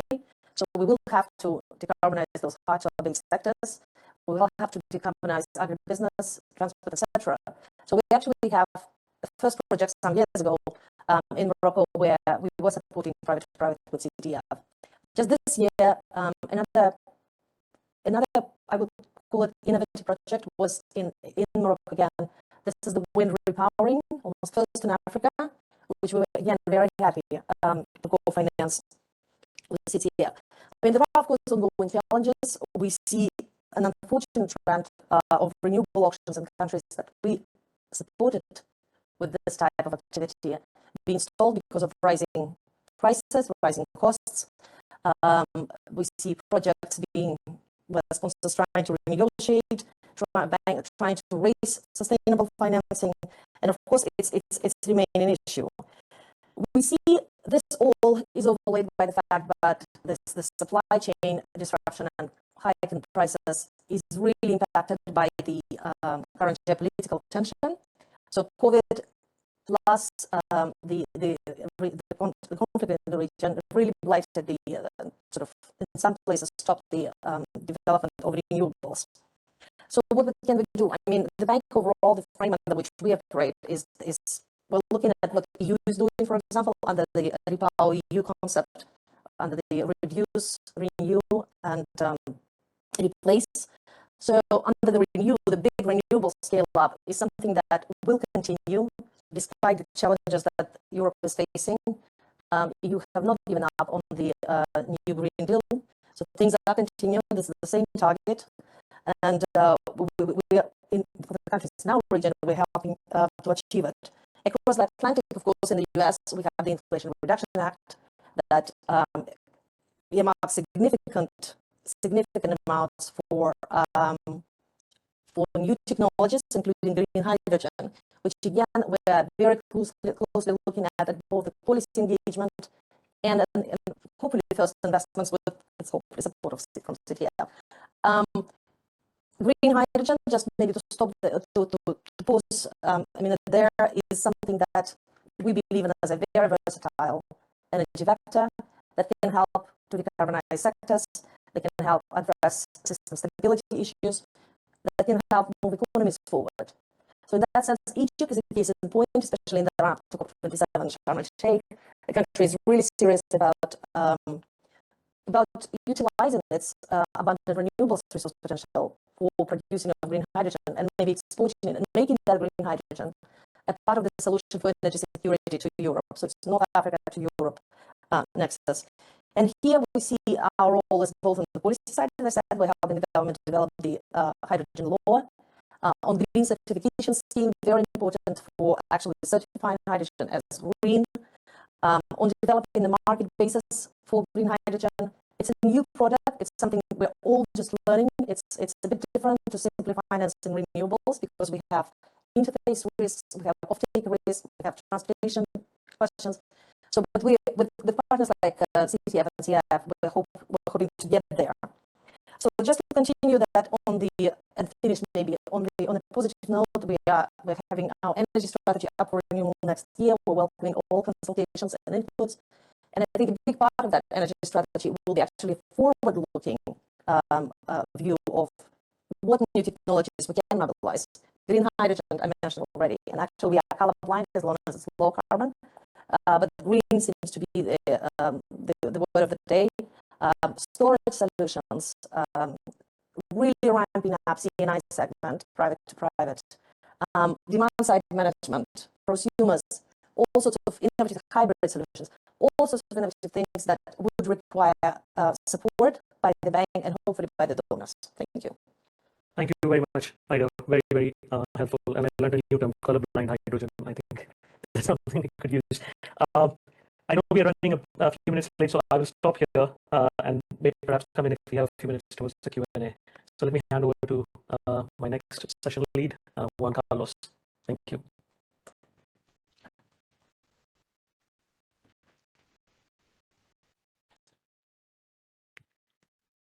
Thank you very much. And I'd like to invite our two distinguished guests for the next session who are here with us, Mr. Christian Singh Barguzar and Ms. Solomia Petrina. And then remotely we have Dr. Jokotri Haryanto and Nanki Kaur that will be joining remotely. This session, as well as Chandrasekhar Govindarajulu, who will also be joining remotely. We have two of them here. In this session, we're going to talk about projects on the ground and delivering results on the ground. I will go directly to some of the questions. Just to say that the report has 6 case studies. We have done deep dives on a few projects that we thought were particularly remarkable. And we are lucky to have, out of those 6 projects, 4 of those project representatives here today. I'm going to start with Mr. Barguzar. India has become one of the fastest growing markets for PV solar systems. And the State Bank of India, the institution that you represent, had played a critical role in that process. Could you share with us what was the secret of success of the SBI? And what do you think is the type of technical assistance that banks and other financial institutions that want to focus on renewable energy, what kind of technical assistance do you think they need and that you got through the project? So over to you. Thanks. Thank you. Good afternoon to all. Really, I'm happy to share my experience with you all that the State Bank of India has always been forefront, particularly the mission or any target set by government of India to achieve, whether it is a social upliftment, economic development, or energy security. And in respect of that, before, if you permit, before taking up your question, I can just give a few glimpses of my bank. The State Bank of India is a really young and strong bank, having root more than 200 years old. And this is the largest bank in the country in respect of the balancing size, and we have more than 650 billion our balance sheet size. And this is the only bank in Fortune 500 list. Particularly, our network is so large, and we are covering the entire country, and more than 22,000 branches and 65,000 our outlets are there. So this is a plus point. You can say that we are covering the entire country, and even across the globe, we are also having our presence. 25% of markets here we are acquiring and serving the country. And in respect of now specific question which you have now mentioned, that in respect of the solar rooftop, yes, in 2015, late discussion happened with the MNR, Ministry of Renewable Energy, Government of India, State Bank of India, and the World Bank. Then really it was a new concept and what to do and how to do. There was no market and no experience precedence in the country. And in 2016, on 30th of June, we signed the documentation with the World Bank in the presence of President World Bank as well as our Honorable Finance Minister in Delhi. And then really it was a challenge, though we were signing the document, but at the same time, how to utilize that. It is making whatever amount we will take from the World Bank, that on our lending, then we have to do to the individuals. And this is challenge. Basically, we found that there is no policy and within the bank and even outside the bank. So both sides there were challenges, internal challenges, external challenges. Internal challenges, then we sorted out, reason being our management is so experienced, and then we set up some kind of one project implementation unit immediately after that signing of the document. And the policy, loan policy, and the standard operating procedure also we prepared and put in place. Reason being, as I said, our presence is across the country, and just to bring the uniformity and standardization, we did all these kind of things so that there should not be any divergence of individuals. But at the same time, this is the metering policy, then how to do that. Reason being, it is a grid connected group of solar. This was the concept that this is not a kind of offsite this rooftop solar power generation. Part of power generation would take place that should be linked to the grid. So that was really a challenge, and then we started discussion with the different states. And even then, who will develop the project, and even customers, we were asking, requesting the customer to put solar on their roof. Reason being that this was dedicated for the only commercial institutions. But they were also not keen to kind of adopt this culture. Reason being they were in the business, and their core activities do the economic activity, whatever they were undertaken. And this is altogether different from them. For this purpose, we also kind of get a benefit. Reason being this is we are having more than 468 million customers on board in our bank. And out of that, larger number of our MSME client, mid-size and large corporate are also dealing with us. So this was the benefit, and the entire in-house setup which we put in place, so that our people would be kind of they can immediately, whenever demand is there, then they can start the process. But really it was a challenge and how to do with the government of India as different states that for this purpose, in fact, while we discussed with the World Bank, then there was some project management consultant was required just to develop the capacity across the market. And for this purpose, around 3,200 officers from bank, DISCOM, state nodal agencies, regulatory commissions, CNI customers, and developers. So this kind of training were provided by our PMC, project management consultant, and market started to pick up. And in respect to the policy also, policy and regulatory guidelines, for this purpose also our PMC did a wonderful role. And this is a model metering regulation also put in place in 2019. Out of 28 states, 17 states have already adopted this process, and they have put in place their guidelines. And this is a process related thing also simplified, and unified web portal was also set up in states. As I said, the 17 states have already adopted this, and out of 14 states have already put in place, and 3 states are also in pipeline. Soon they will also put, and for the rest of the thing, basically this is second phase. So this is a single point particularly for this put in place. And now whatever the development happen, and whether it is in-house with the bank or external with government of India or state, respective state government, then how to tell the people at the ground level. Reason being, until and unless end user will not come forward, then it will not take off.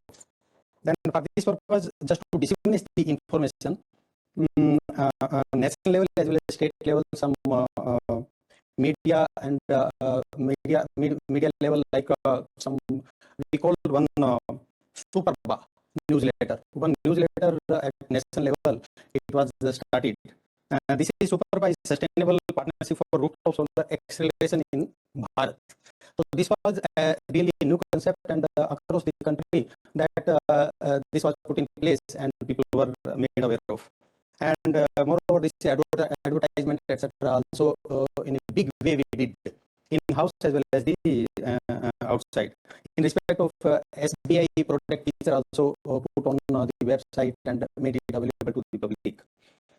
Rest of the thing, then how to raise the demand, and demand is there, then how it came to notice. Then demand aggregation process was also done, and around 4,500 sites were kind of potential were there. So that was identified, and the capacity was 382 megawatt. So this thing was also done. And as I said, that SBI USP is already that we have in funding or financing business way back, not only MSME for large project also. And in respect of energy project, though it was renewable energy was new, but at the same time the power sector we are having a substantial exposure. And this is manufacturing like windmill and solar panel, some companies, those were our clients, and we discussed with them how to take it forward. Considering that in-house experience and how to scale it up, then we started all kind of thing. And World Bank also, in fact, they did one study visit for our people, internal people, even sanctioning authority and the ground level people, and that was also a U-turn. And this is having a kind of feeling at the ground level, what are the challenges exactly and what are the mitigation. So those give a confidence day by day. And over a period, then really we have done not only as we expected, reason being we expected out of this line of credit, around 450 megawatt capacity will be installed. But out of 620 million of line of credit, we avail 600. And out of 600, only we use so far $400 million. And as against 450, which we envisaged at the time of signing the document, already we have crossed this thing, and we have now crossed 600 plus megawatt, and some amount is yet to utilize. So this is facility basically whatever I have discussed, internal and external, that have supported us like anything. And if I talk about renewable energy, really we are focusing and interested on that. Not only rooftop, but other part, other component or other segment of the renewable energy also, whether it is solar, windfall, hydro, etc. So as of now, more than $5 billion exposure we have already built in our books. And this is fine. Reason being, it was a really risky market. reason being it was new, there was no precedence. What will happen, whether a developer will pay off back to the bank or not? Reason being this is public money, and whatever money we have taken from World Bank, that also we have returned back to them with interest. Then we put a very strict kind of mechanism, monitoring mechanism, and really it works very nice. And I'm happy to share with you that out of 5 billion exposure, we don't have any stress tests so far. So this is a great achievement, and it gives confidence to our co-lenders also in the market, whether it is NBFC, private bank, or foreign banks having their establishment in the country. So this kind of thing we have done, and not only World Bank, other multilateral agencies also approach us, considering our strength and reach to the people across the country. More than 2 billion already this line of credit have been taken by SBI, and around 1 billion line of credit, whether it is be it World Bank, KFW, EIB, or AFD. Then more than 1 billion is still under discussion. And apart from this, we have raised green bond also. So around $800 million of green bond we have. The reason being that this amount we are utilizing exclusively for the renewable energy projects. So this is a great kind of confidence now in the market. And apart from the money which we have raised from multilateral agency, whatever our domestic funds are there, from that phase 2 we have already initiated, and for MSME clients up to 1 megawatt from our own resources we have started funding to them. And this is like a few industry measures are there, large industry measures, and we have already undertaken tie-up with them. So they will develop the project to the end user, and this is kind of tie-up, and it is working well. So this kind of thing we have done, and I think COP26, if you permit 1 minute. 15 seconds, and then we'll have a Q&A, and I can raise some questions about this in the interest of time. In COP26, our Honorable Prime Minister has also taken a pledge, and kind of now action points have put for all the operating units, whether it is a bank or government departments, that 5 kind of action points have been put in place. This is particularly that by 2030, this is 500 gigawatt of non-fossil fuel this capacity will be, and 50% from it will be from the renewable energy by 2030, and 1 billion of ton CO2 will be reduced by 2030, and this is a reduction of carbon intensity 45% from the level of 2005, and by 2070 the country will be zero carbon emission. So this kind of thing, and we being the largest bank of the country, we are working in this direction, and even our regulator, Reserve Bank of India, has also recently released some guideline for that. Thank you. Thank you very much. Thank you very much. This is a very ambitious plan on the part of the government of India, and you have already delivered quite a bit from SBI. Our next guest is Salomia Petrina from EBRD. You have been supporting, I think, close to 26 of your member countries through the Green Economy Financing Facility, which really supports end-to-end both producers as well as buyers and financiers of renewable and energy efficiency goods and services. We looked at your case and we found it very interesting how you have standardized many of the requirements or set up technical standards to make it easier for both buyers and producers of renewable and energy efficiency products in the countries you support. What role the standardization process has played in accelerating the development of these markets? Thank you, Juan Carlos, for the question and for having me here, as well as highlighting this project that was supported by SIF and by the EBRD. Answering your question about standardization, I would like to focus on 3 areas of technical assistance where we tried to improve our operational and cost efficiency, not only ours, but also for a better, more efficient use of donor funds. And these 3 areas are, all of them can be called digital enablers. So first of all, it's project assessment, and part of the project eligibility check was outsourced to Green Technology Selector, which I will speak more in detail later. Secondly, it's a management information system to track, to report, to monitor all the projects in all of the 26 or more countries that we deliver. And last but not least, capacity building, both to financial institutions and to end beneficiaries. Part of the capacity building and raising awareness was turned into online and delivered through the online platform.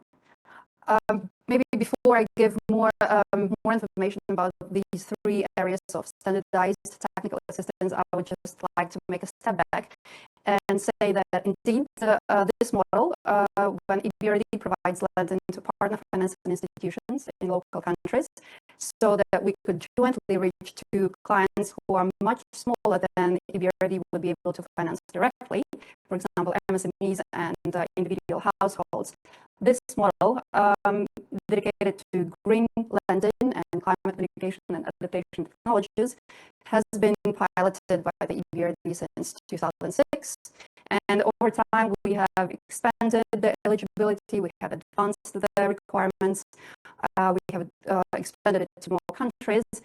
And over time, our own evaluation department has advised us to, now that the model is well polished and tested, to standardize the activities. And this is what we did. We standardized everything we could, leaving technical non-standardized part, focusing basically on establishing human contacts, relationships between different types of stakeholders in countries' operations, so that based on this open communication and trust built with the help of our consultants between financial institutions, between suppliers, between end beneficiaries who often lack some kind of knowledge, be it engineering, technical knowledge by financial institutions or individual households, or maybe knowledge of financial services by suppliers. Based on this, connecting the dots between people, we could achieve higher results and impact. So back to the 3 standardized areas. MIS, first of all, Management Information System, is especially useful for financial institutions which deal with a large number of clients. In our model, we have catered over 200,000 beneficiaries, but as my colleague from India, this is way less than my colleague in their bank have. So,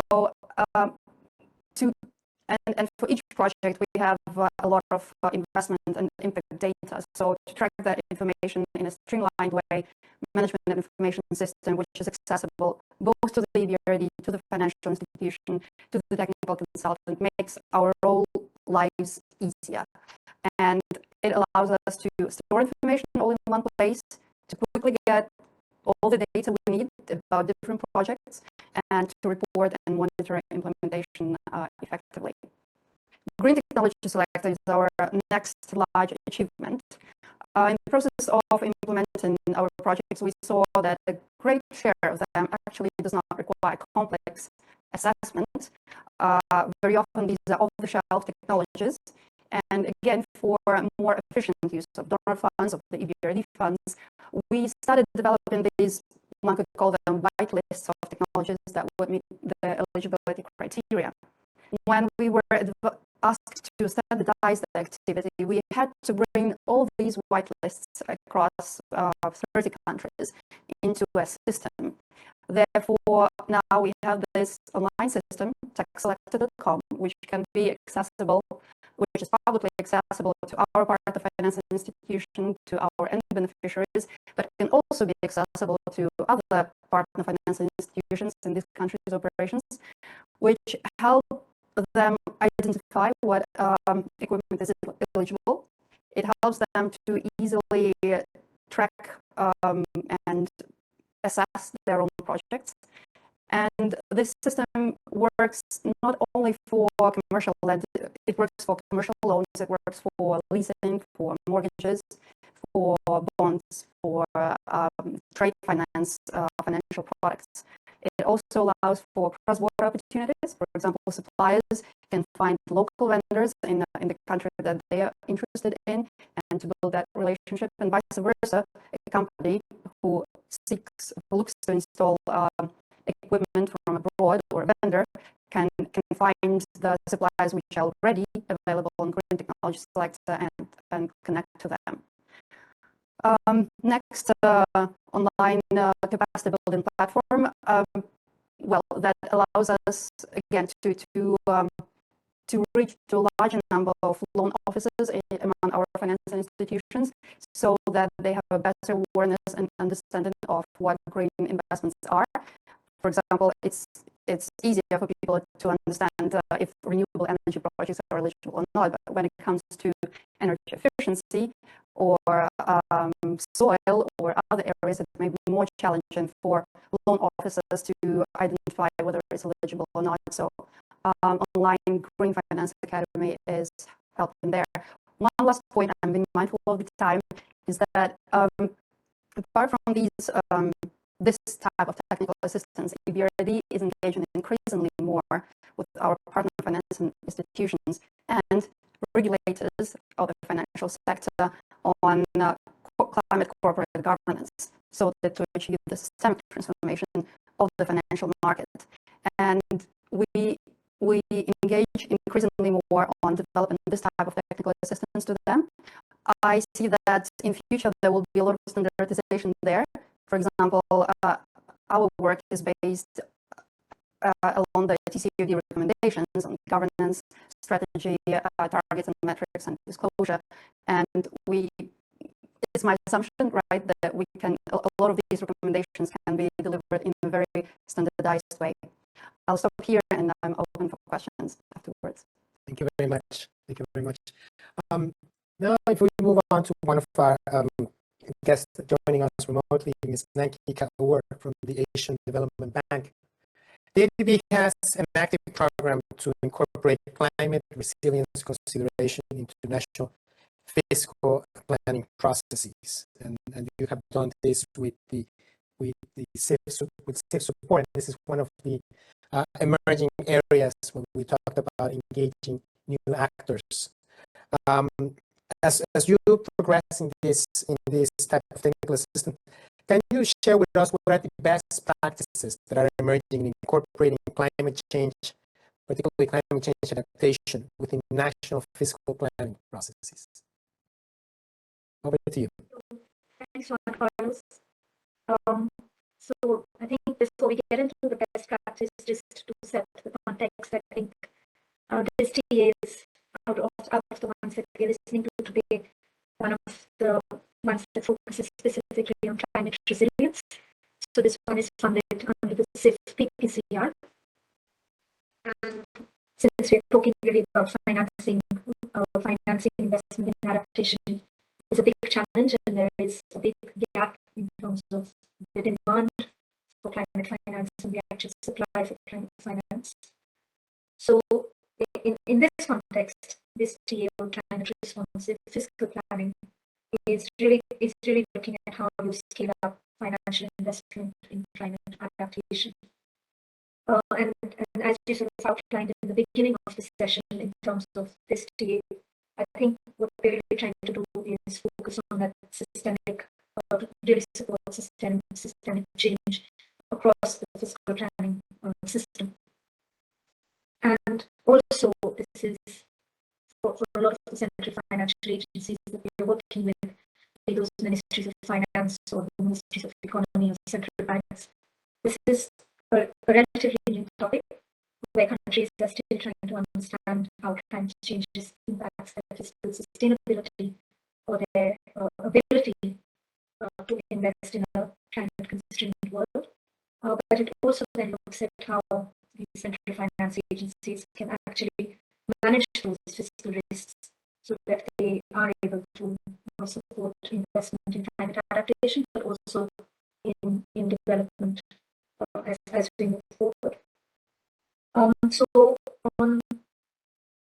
in that context, what we are seeing in terms of emerging best practice around climate responsive fiscal planning, we've worked with Vivid Economics to look at global best practice, and we're also working with the 3 countries that this TA supports. That's in Armenia, Indonesia, and Mongolia.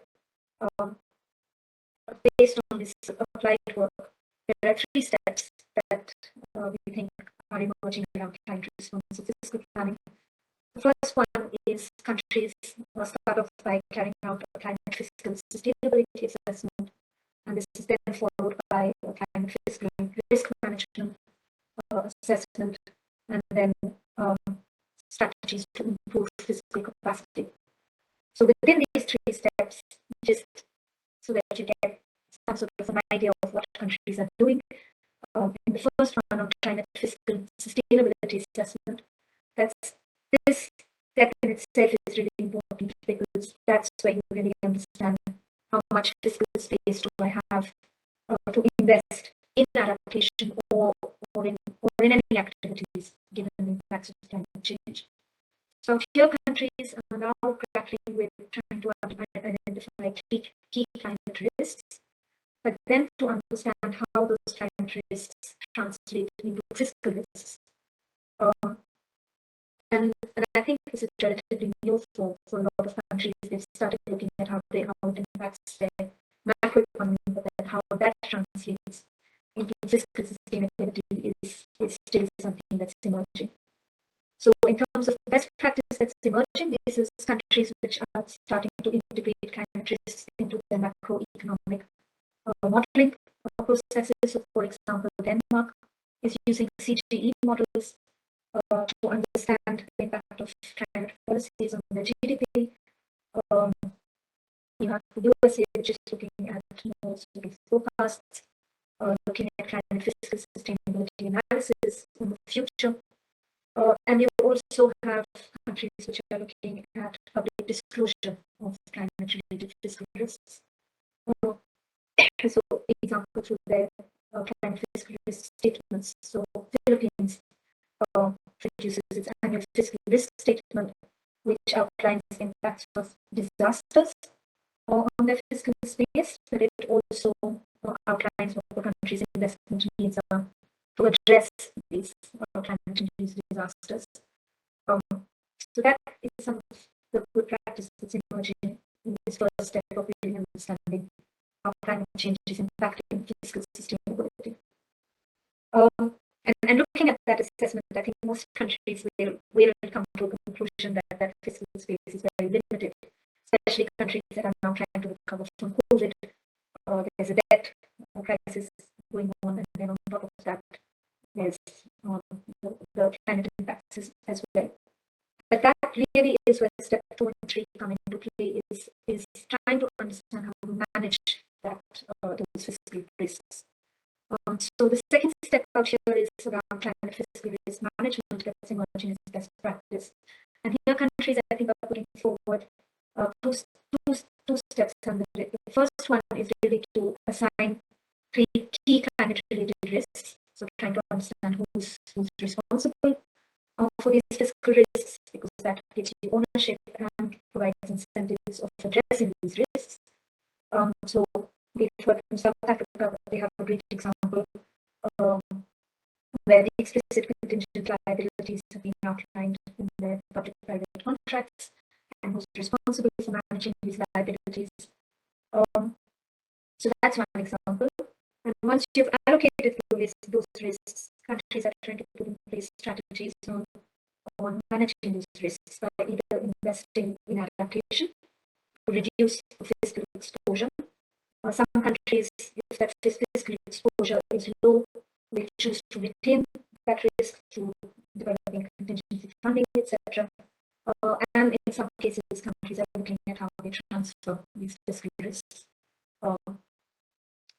to other entities. So an example out here is the UK Treasury, which has the Green Book, which provides guidance on how to appraise different policies and different options in terms of cost-benefit analysis, looking at different ways to manage these risks. So we get to that step, and then comes the all important one that I know who's going to finance it, I know what I'm going to do, I'm either going to invest in it or retain that risk. The all important question of how do I fund that strategy, where will the money come from? So here countries in this step, in step 3, sort of improving the fiscal capacity, have started really looking at the resource mobilization strategies and the resource management strategies, so managing the resources that they have more effectively. And I think this is the step that countries will be more familiar with. There's been quite a lot happening in this space, both in resource mobilization, where countries are looking at how to mobilize public sector resources, either by allocating existing budgets for the climate budget tracking systems, for example, or by revenue generation activities. So a lot of countries are investing in adaptation with the explicit focus of diversifying their economies or their future revenue streams. So there's that focus on mobilizing public resources, but also the role that central finance agencies can play in leveraging private investment in adaptation. And I think we've got some great examples today of how governments can sort of launch bonds, etc., to access private finance. Fiji is an example where a sovereign bond has been issued, and all the proceeds of that are invested in adaptation-related activities. So resource mobilization and resource management. In terms of management, I think again some great examples of countries which are developing their climate fiscal frameworks and looking at exciting things like program investment management systems, which look at your portfolio of public sector investments and how you prioritize those investments. Some of them are looking at how this portfolio is aligned to the Paris agenda or not. And of course, the great work that we have emerging, for example, in Nepal, Bangladesh, Pakistan, Indonesia, looking at kind of budget tracking systems, and then some very interesting work, example in Mongolia and Armenia, where they're considering their procurement systems, how to integrate resilience measures into procurement standards, so that all public spending is in line with climate resilience agenda. So these are some of the things that are emerging from the work that we are supporting. Excellent. Thank you very much. And next we're going to have Dr. Joko from Indonesia. Unfortunately, he was just called to a meeting with the Minister of Finance, but he sends his apologies. Let us close with Mr. Chandrasekhar Govinda Rajulu, who is from the World Bank. And the World Bank, and you'll see this also presented in one of the deep dives in the report, has supported several Middle East and North African countries in developing concentrated solar power generation and distribution projects. And I think you were quite successful at scaling up the CSP program into, I would say, probably the largest initiative of this type in the world. Can you share with us what you think has been the key to the success of this MENA CSP program? What role TA and enabling environment activities played in that process? It's a pleasure to be here, talking to this very engaging audience and a group of speakers. Covered a lot of ground today. In terms of the MENA CSP program and in any clean technology program that we're trying to introduce into new markets, there are some common themes that also really helped us in the case of MENA CSP, where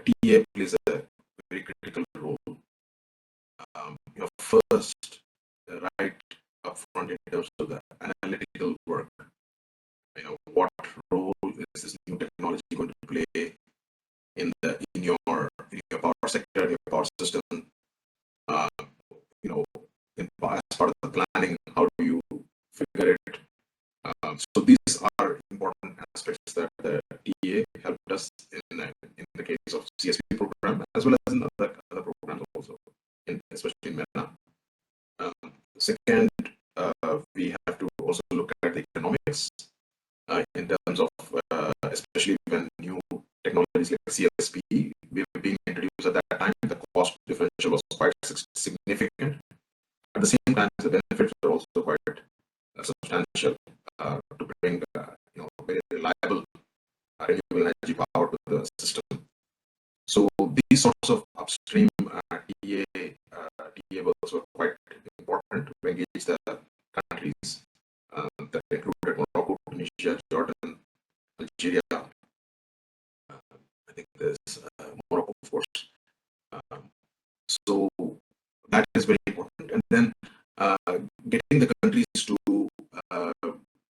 engaging them in terms of what some of their individual programs can bring in different markets.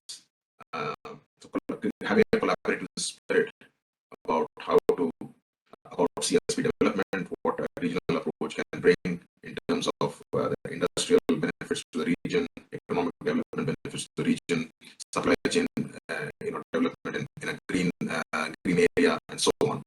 So that was also a TA that was quite helpful in the upstream part, as there is for other technologies.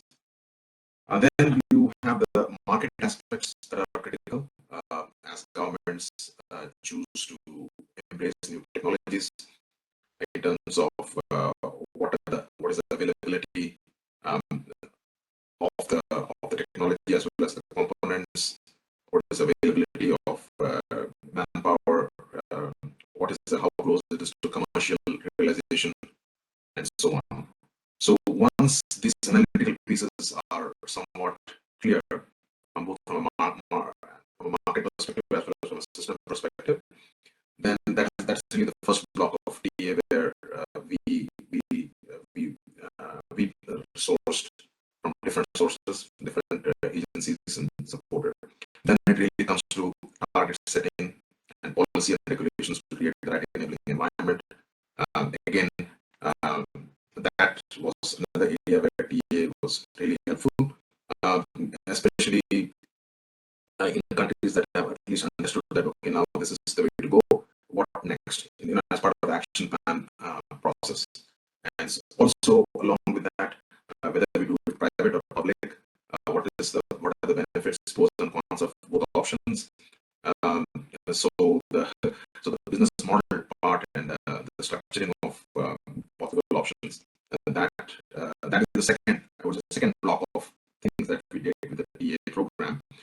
All the while engaging countries closely, bringing them together as much as possible, and also realizing that everybody is not going at the same speed.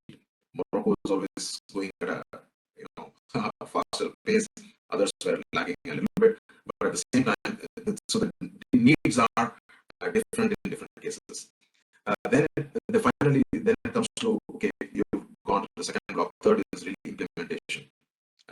Even there, you need substantial TA to continue the capacity building of stakeholders to bring the best, distill the best international practices and bring it to bear on the developments in the country, and to address just-in-time issues on environment. For example, there was an issue around water availability, and so on, and about also the impact of leaching of chemicals into the environment, and so on. So these issues will come up from time to time, and also the financial differential is more. We need a new mechanism to support it further. So we need to be ready to address those during implementation as well. So that is the third block of TA that we that really supported the development of the MENA CSP program. So overall, I would say a long-term vision, which I think your report also rightly says, and many of the speakers have said, being ready for engagement for a long time, being ready to be flexible as much as possible, and also finally being ready to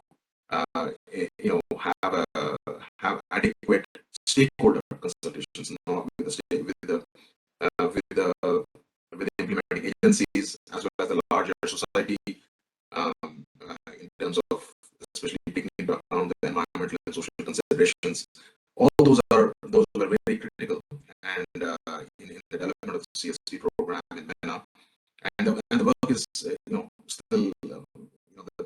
the CDF program of Menassi SPK was very instrumental in many of those many elements of the program, and it has been a really fruitful experience, and to see the over 500 megawatts of projects already grounded in the region, it's a remarkable sight to see. I'll stop there. I know we are way over time, and over back to you, Chair. Thank you very much. Over to Abhi, please. Thank you, Chandra, and panelists for this last session. I'm jumping in, as you can understand, in the interest of time. But again, very, very helpful conversations. We ran a few minutes over time, but hopefully the conversation was rich enough to keep most people engaged. A few key messages that I noted from all these conversations: the role and importance of country ownership, finding a champion to take the process through, the opportunities to leverage technical assistance, to package with investments for maximum effect, to have a long-term perspective on some of these things. So there are many others, but I thought some of these captured the key essence of the work that we've done and the discussions today. So once again, thank you very much, and sorry, and thank you for your patience. Sorry we ran a few minutes over, but hopefully this was helpful. We have shared the link to the report on the screen, I believe, and also in chat if you wish to download. And please feel free to reach out to us, to our website, and continue the conversation there. Thanks again. Thanks very much.